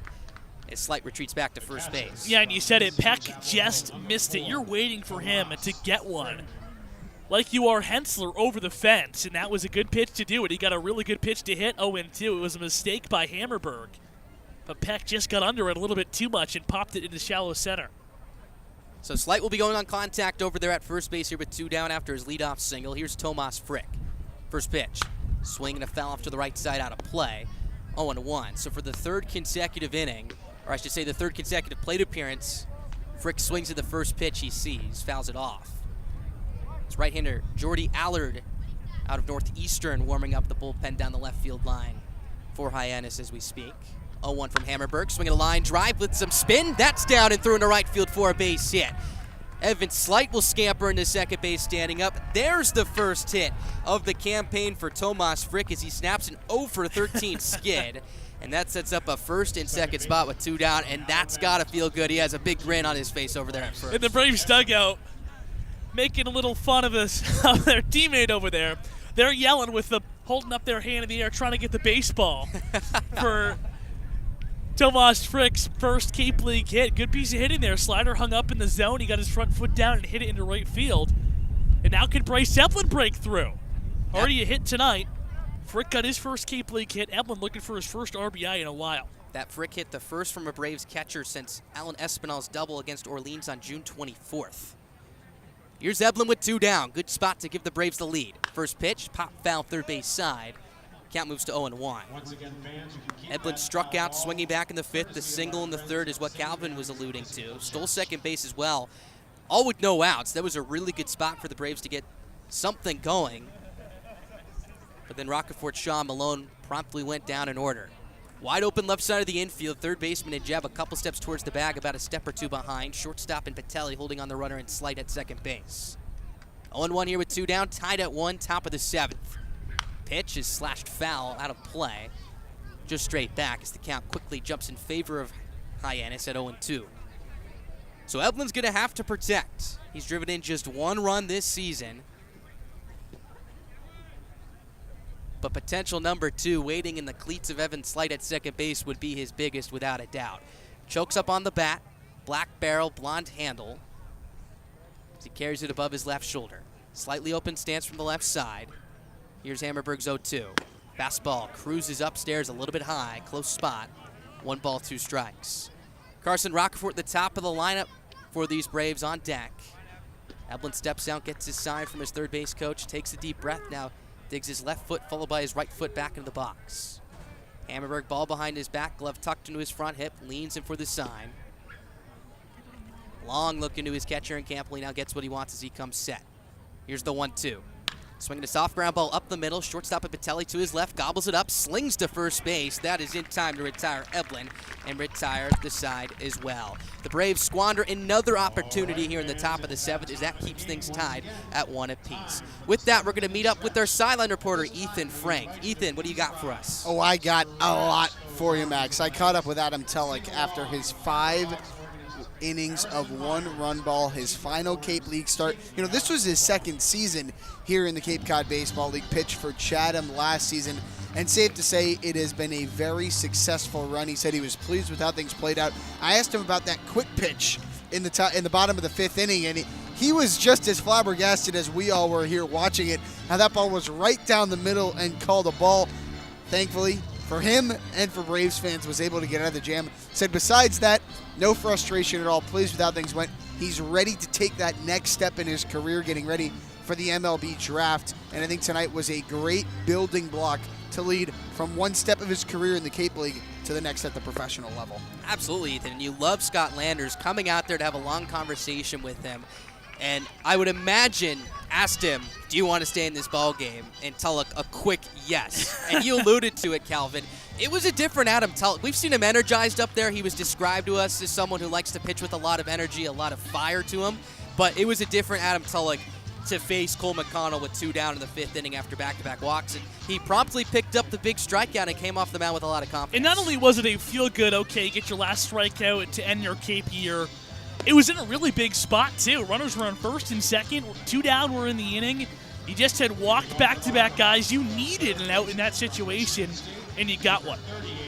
So Nelson Berkwich, who twirled together a scoreless 6th inning in relief of Tulloch, will be coming out for his 2nd inning of work. And he's going to get the top of this Hyannis lineup, which has been held quiet tonight. Through 3 times through the order, they've just picked up 1 hit. That was Jeb's bunt single back in the 3rd. So Jeb will lead things off here, tied at 1, bottom of the 7th inning, as Hyannis will look to take the lead. First pitch, swinging a slapped line drive, shallow center. That's down for a base hit as Carson Roccaforte plays it on a couple of hops in the alley. So Mitch Jeb doing what he does best, controlling the zone and slapping a single in the shallow left center for his 2nd hit. I mean, the guy just rakes. It's straight up, the guy just hits lasers. Dropped the drag bunt down the first baseline to reach in the 3rd inning, and that one not waiting around. First time he saw Berkwich after seeing him a couple nights ago. Got a ball he liked and roped it into the center field, and now the Braves have to deal with his speed here to start off this inning. First pitch to Janis, fielded on a hop by Brito, goes to second for 1. Shaw's relay on the run to first base. He got him. Big double play, twirled by Brito as he once again goes to the shortstop in Shaw and makes a spectacular pick on an in-between hop to start a 3-6-3 twin killer. Looks like Brito has gotten those woes behind him, completely whiffed on the same exact hit earlier in the 1st inning in this game. That time saw it in the glove, fielded it, made the throw to Shaw, who returned it to first base for the double play.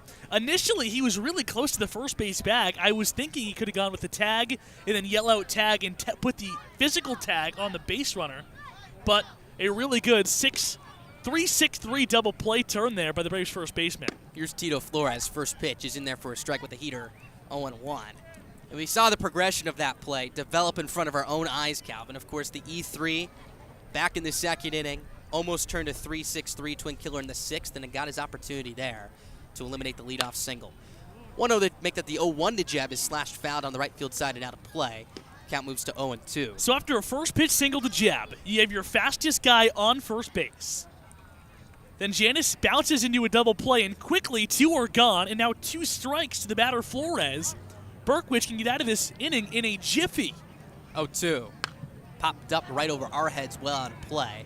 Count stays at 0-2. And what looked to be a difficult start to the inning for Berkwich. Again, Calvin mentioned it earlier in the broadcast. If you go back to the 8th inning, back on June 28th, just about over a week ago, this game was a 1-0 lead, or that game, the Braves led 1-0 and then allowed 8 runs, make that 5 runs to come around to score in the 8th inning. And it looked like Hyannis maybe had been brewing together another rally, but that was put to sleep after the double play. Next pitch, breaking ball buried in the dirt, down low, appeal to first base. Flores does not go around. 1 ball, 2 strikes to count here with 2 down. So tied at 1, bottom of the 7th inning. Braves had a really good spot back in the 7th inning, 1st and 2nd with 2 down, but Bryce Eblin grounded out to short right behind the bag to end the frame and the threat. Here's the 1-2 from Berkwich. Taken down and in, ball 2. Count evens up at 2 balls and 2 strikes here.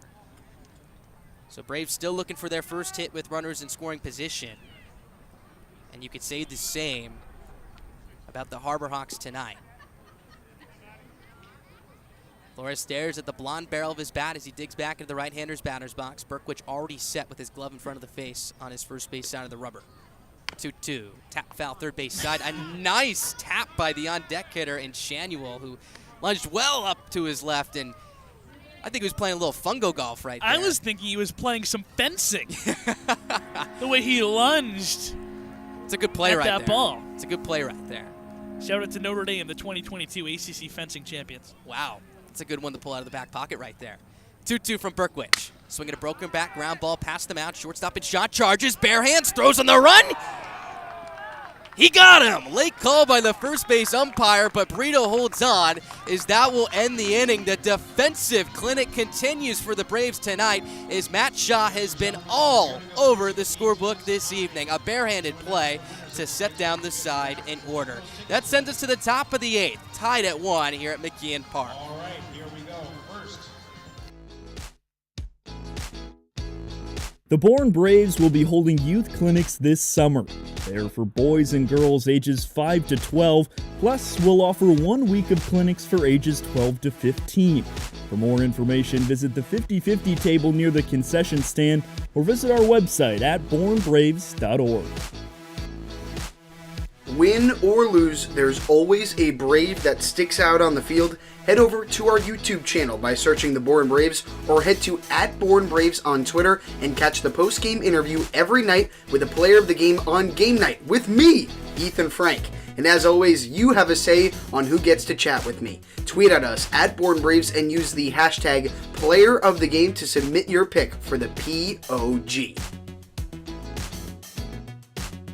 The stars of the Bourne Braves can't perform well with an empty stomach, and neither can the best fans in the Cape Cod League. Hungry at Doran Park? Visit our concession stand down the third base line, serving your favorite ballpark classics, including hot dogs, hamburgers, popcorn, cold drinks, and more. The concession stand at Doran Park is the place to go, because the only thing better than watching the Braves live is watching the Braves live with a hot dog in your hand.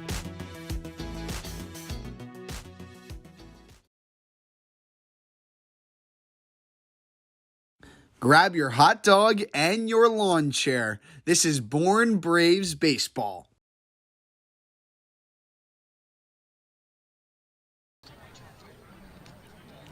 All right, we're here in the 8th inning, and this game is still tied like it was in the second. 1-1 is your score as the Braves try to prevent tying for the 3rd night in a row. Hyannis going back to the bullpen for the 2nd time. And here's the right-hander, Jordy Allard, making his 2nd appearance against the Bravos. It'll be his 5th outing in total. 2-0 record, has not allowed a run through 5 1/3 of an inning's work. 6 strikeouts to 2 walks. Against Bourne back in the 25th in the 1-1 tie. Tossed a scoreless inning, facing the minimum. So look to channel that tonight and channel what he's been able to produce for this Hyannis club over his previous 4 outings, keeping this game tied. He'll be greeted with the top of the Braves order, Rockefort, Sean Malone, a group who are combined 0 for 9 to start this game tonight. The pitcher Allard, a really good story, a guy who's pitched in all 3 levels of NCAA ball. Started his career at Division II Southern New Hampshire, then pitched at Division III Babson for 3 years, and then was a really important arm in his grad year at Northeastern this season. 24 appearances, an ERA of 2.3. First pitch to Rockefort, a breaking ball that curls across home plate at 78 miles an hour for strike 1. And as we speak, both Willis and Pelio starting to warm up just a little bit. Not throwing yet, but getting heated up. Rockefort hits this one on the screws, but at the shortstop, who makes a leaping catch as Patelli climbed the ladder to retire Rockefort on a loud out number 1. And that was smoked. And again, when Rockefort's been at his best, it's been taking the ball the other way. Thought this initially was going to get over Patelli's head, but a really nice, timely leap. And was able to hold on and squeeze it for a loud out number 1. I would love to see the metrics on that line drive, because it was definitely 100 miles an hour plus off the bat of Rockefort. but it's just the first out, as now Matt Shaw takes a big swing and fouls one back to the screen. And the most impressive part, I'd say, is it looked like Roccaforte slapped that one, a very effortless hack on it. Just shows you the pop he has. Speaking about pop, Matt Shaw, who's 0 for 3 tonight, 0 for his last 7, is due to untie this game here in the 8th. The pitch, off the handle, fouled over the Braves dugout. Shaw went 0 for 4 last night, breaking his 13-game on-base streak. Those are the first 13 games he played in a Braves uniform, and has started 0 for tonight, trying to break that in a tie game with one gone in the top half of the 8th inning. The pitcher is Allard, facing his second batter of the night. Comes to the set, the pitch.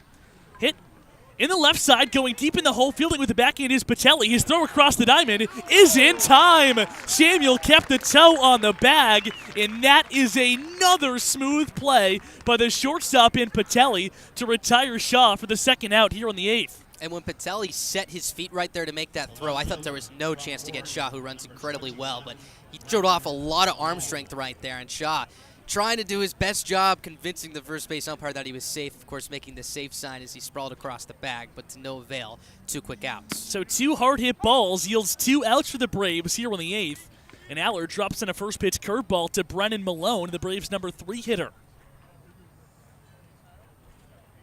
The 0-1. And there was a strike. It's gone to 0-2.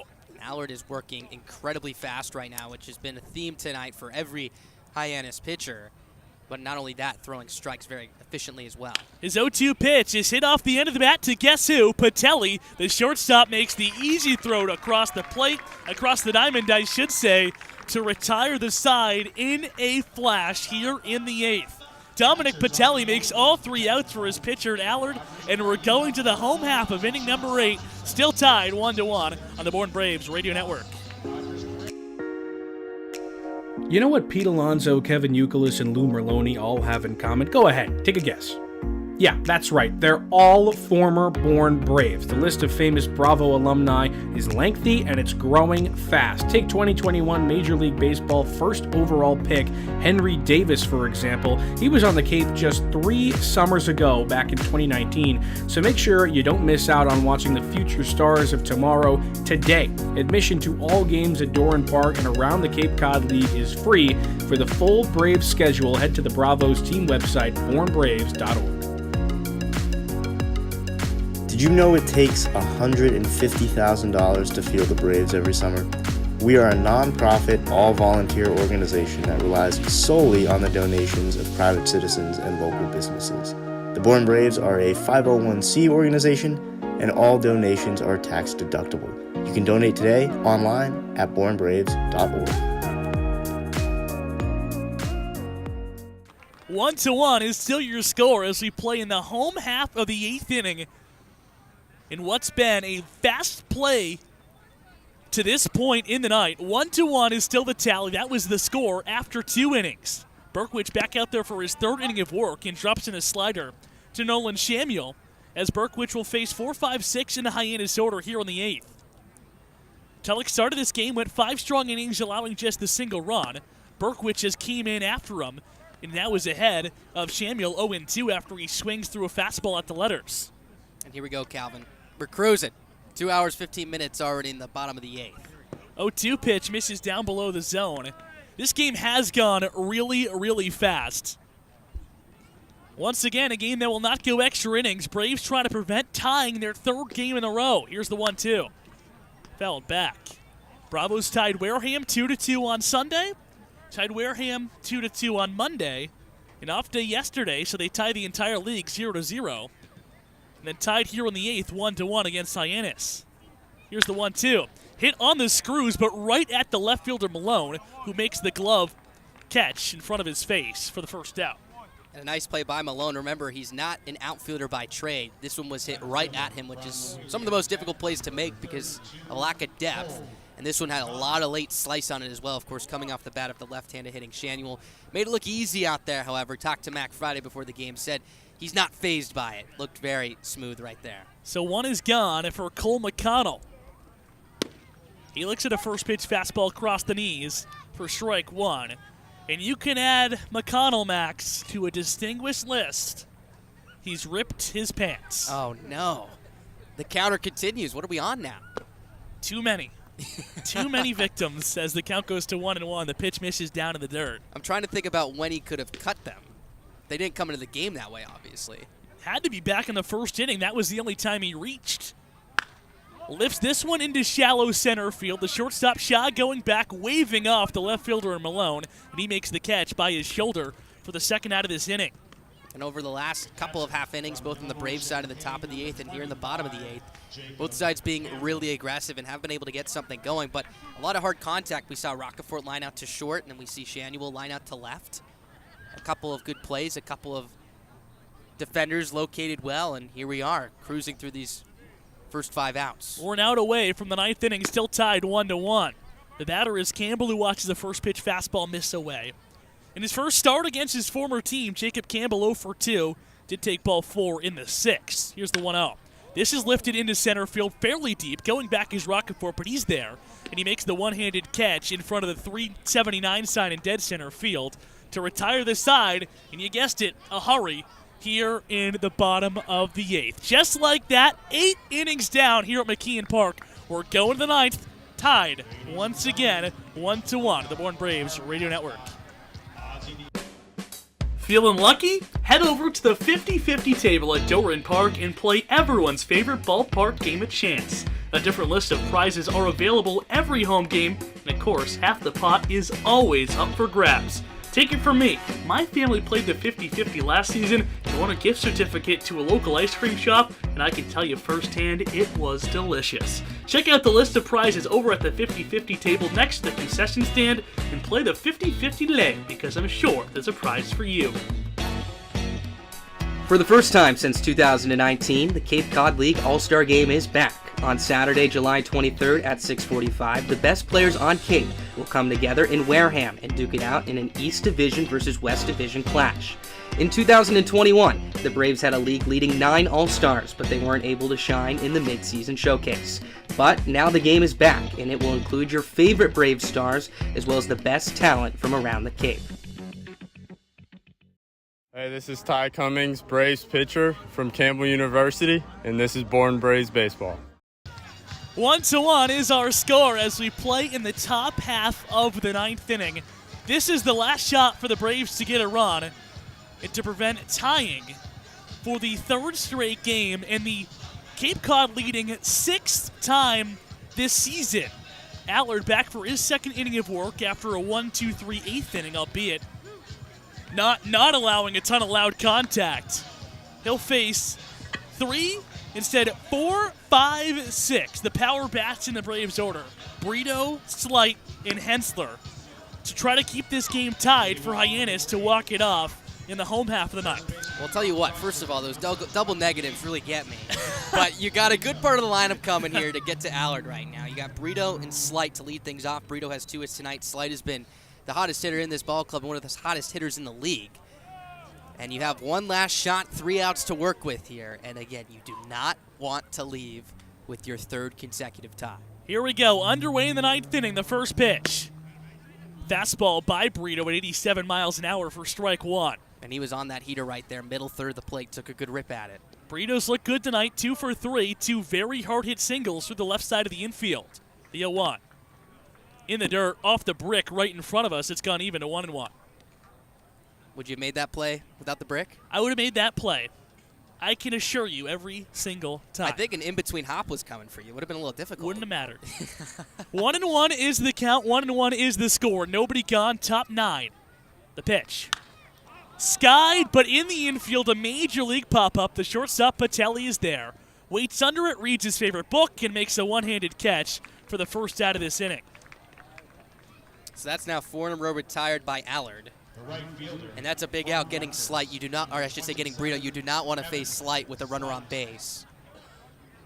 And he's been a table setter so far. Single back in the 2nd, that set up a 1st and 3rd spot. Single back in the 7th, that of course turned into a 1st and 2nd 2-out spot. So let's see if he can get something going right here. A wide open left side of the infield. First pitch is a curveball. He hits back to the screen. Slight in his 4-game hitting streak is 7 for his last 14, including 2 hits tonight. trying to get on as the Braves look to take the lead here in the ninth. Taps this one back to the pitcher's mound. There is Allard, who scoops and makes an easy toss to first, and quickly 2 are gone in the road half of the ninth inning. And we mentioned they were shifting him to pull, again, a left-handed hitter, so shifting towards the right side of the infield. And Allard gave him a couple of off-speed pitches, started him with a changeup, followed up with it again, and got selected Q1 off the end of the bat. And again, the first time we've really seen him not sting a ball tonight that wasn't a hit. So 2 quick outs for Allard here. Now it's up to Wyatt Hensler. Not a better time for number 1. Nobody on, nobody out, 2 gone. Instead, nobody on, 2 outs here in the ninth as Hensler watches the first pitch slider miss away for ball 1. White on the night, 0 for 2, is hit by a pitch in the second inning, which is a frame the Braves have circled right now as Hensler watches another pitch miss inside as the one that got away when the Bravos loaded the bases with nobody out and were only able to score 1 run. Hyannis countered with a run in the second inning, and we've been tied 1-1 ever since. The 2-0 pitch to Hensler. This is roped but foul into the Hyannis bullpen for ball 1.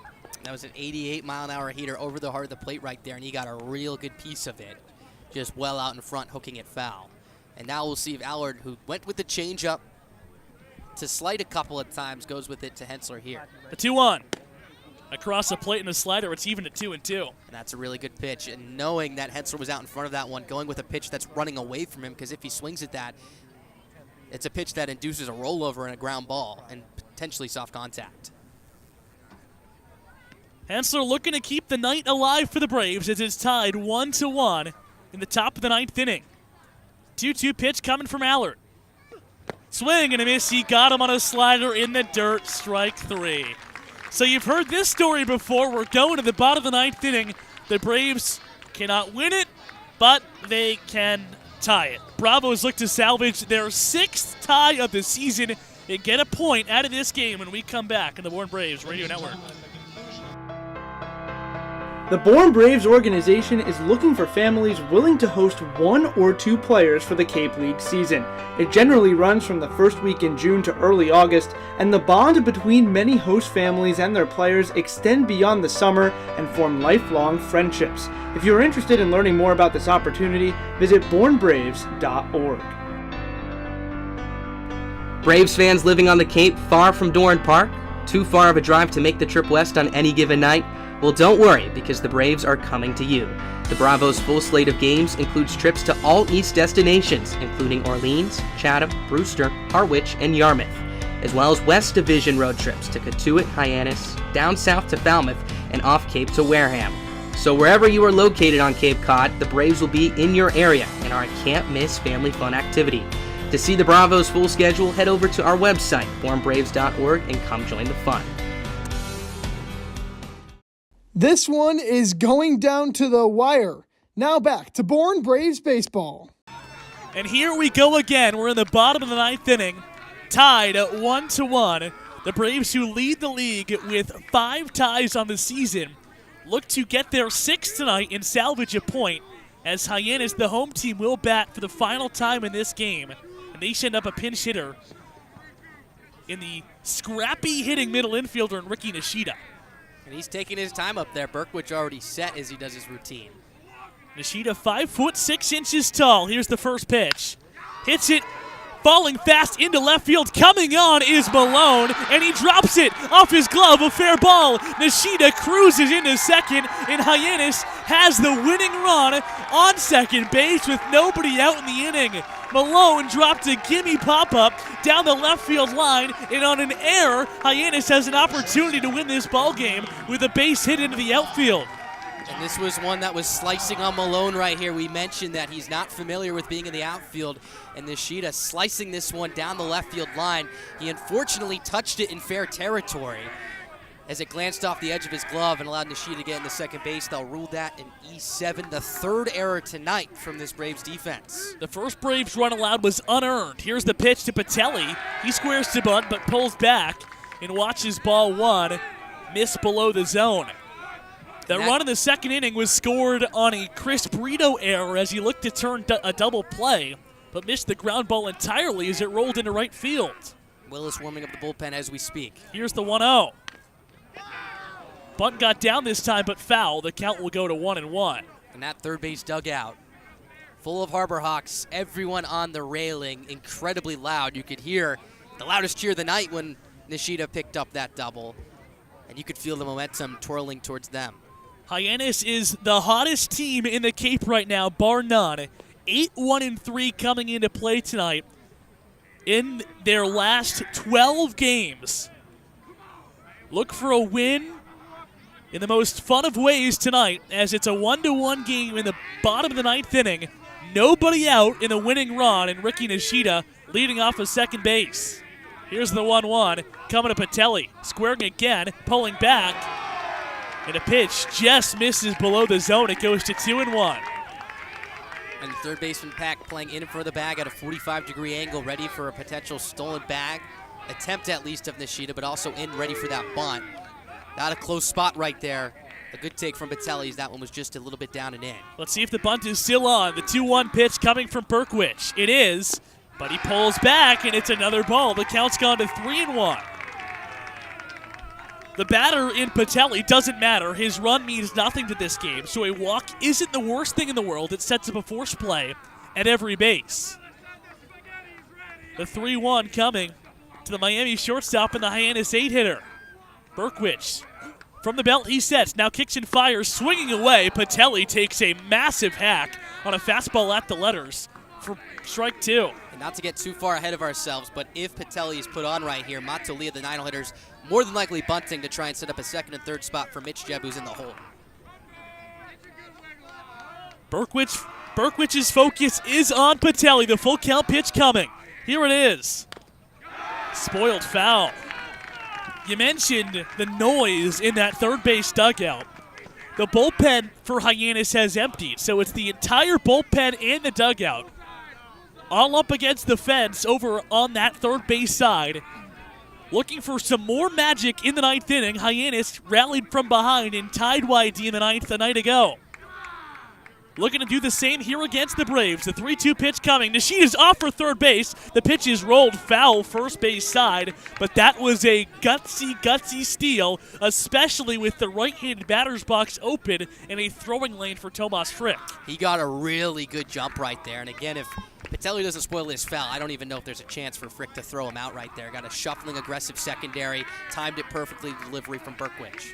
Nobody is holding on Ricky Nishida, who reached on a 2-base error by the left fielder in Malone to start this inning. The 3-2 pitch. Swing and a miss. He got him on a slider, dancing away for out number 1. What a big-time punch-out that is. And Nishida stands on second base still with now 1 gone in the inning.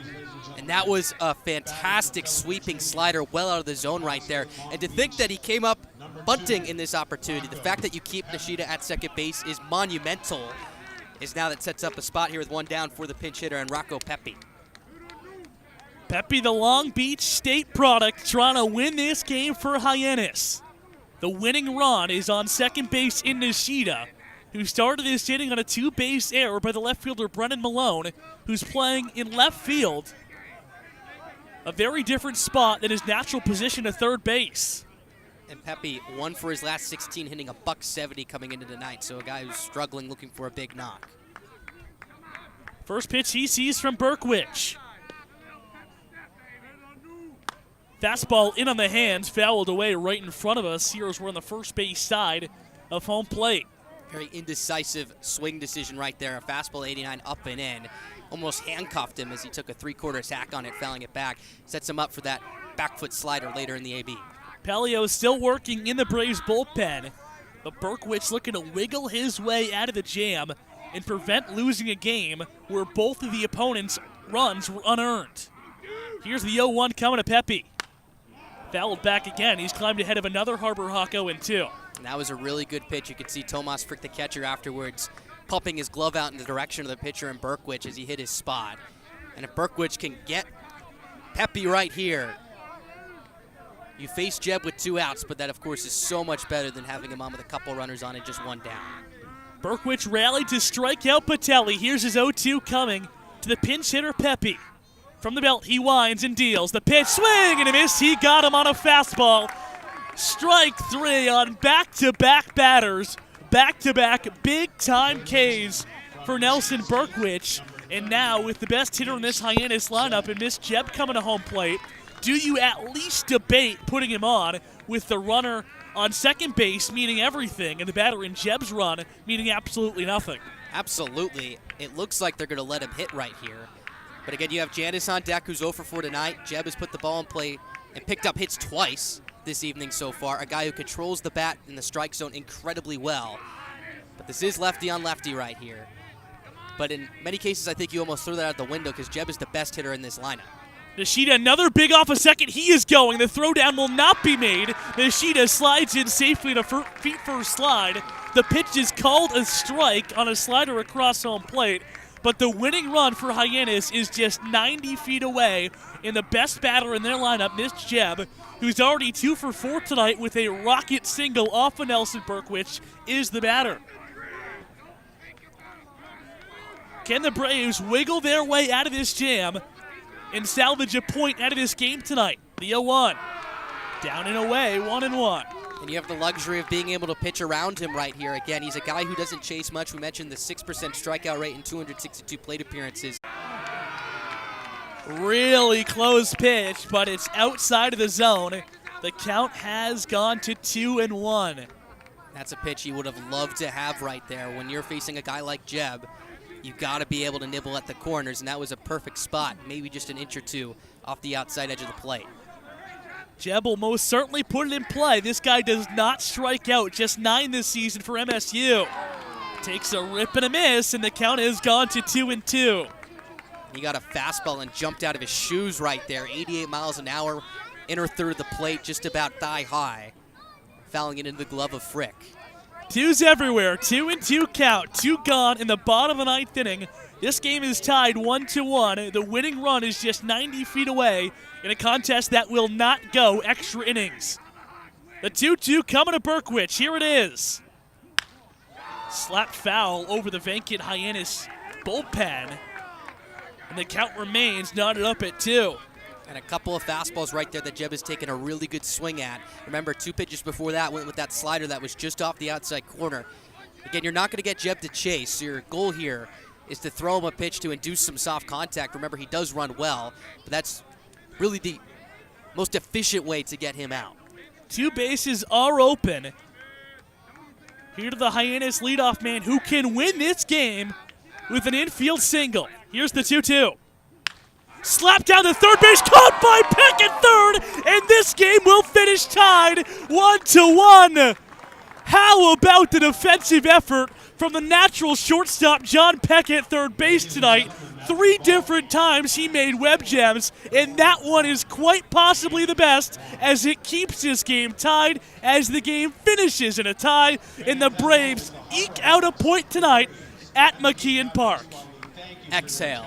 My goodness, John Peck redeeming himself for a very tough error back on Friday night in Chatham with a couple of miraculous plays tonight. That one is biggest. He was about even with the bag over there at third. Caught this one essentially behind him as Jeb almost took this out of the glove of the catcher and Frick. That's how deep he let this ball travel. And Peck diving and almost catching this on one knee makes a spectacular grab to secure the 3rd tie in a row. But I'll tell you, out of all 3 of these ties in the last 3 nights, this one has felt most like a win. No one, and I mean no one, likes scoring the same amount of runs as the other team than the 2022 Bourne Braves. 3 straight ties. This one finishes at a 1-1 tally. Another game that was fun, and you don't need me to tell you, it was tight all throughout. The Braves led for about, 8 minutes of real time when they took the lead in the top of the 2nd inning, and that was the only lead either team held tonight. You got to tip your cap to Adam Telek, and his final performance in a Braves uniform was really good. 5 innings allowing just a single run. Nelson Berkwich, 4 innings allowing no runs. The Braves had opportunities once again, only scoring 1 run when they loaded up the bases with nobody out in the 2nd inning. But they'll take the point, and they improve, I think is the right word, to 8-8-3 halfway through this season. The Bravos on pace, 8-8-6, I should say. 3 ties in a row. I forgot about the first 3 the Braves had. They all blend together at this point. 8-6 is the Braves' record at the midway point of the season. The Bravos are on pace to finish this year. Ready for this? 16, 16, and 12. Smashing one of the lone records held by the swinging Orleans Cardinals of 1977. We'll see you tomorrow night in Kituitt. The Braves looking to win, tie, lose. They're looking for a game where one team scores more than the other tomorrow at historic Lowell Park. That's a 5 o'clock first pitch. We'll catch you at 4:40 with Before the Bravos, taking you up to pitch number 1. It's another Braves game. It's another Braves tie. We'll see you tomorrow on the Born Braves Radio Network.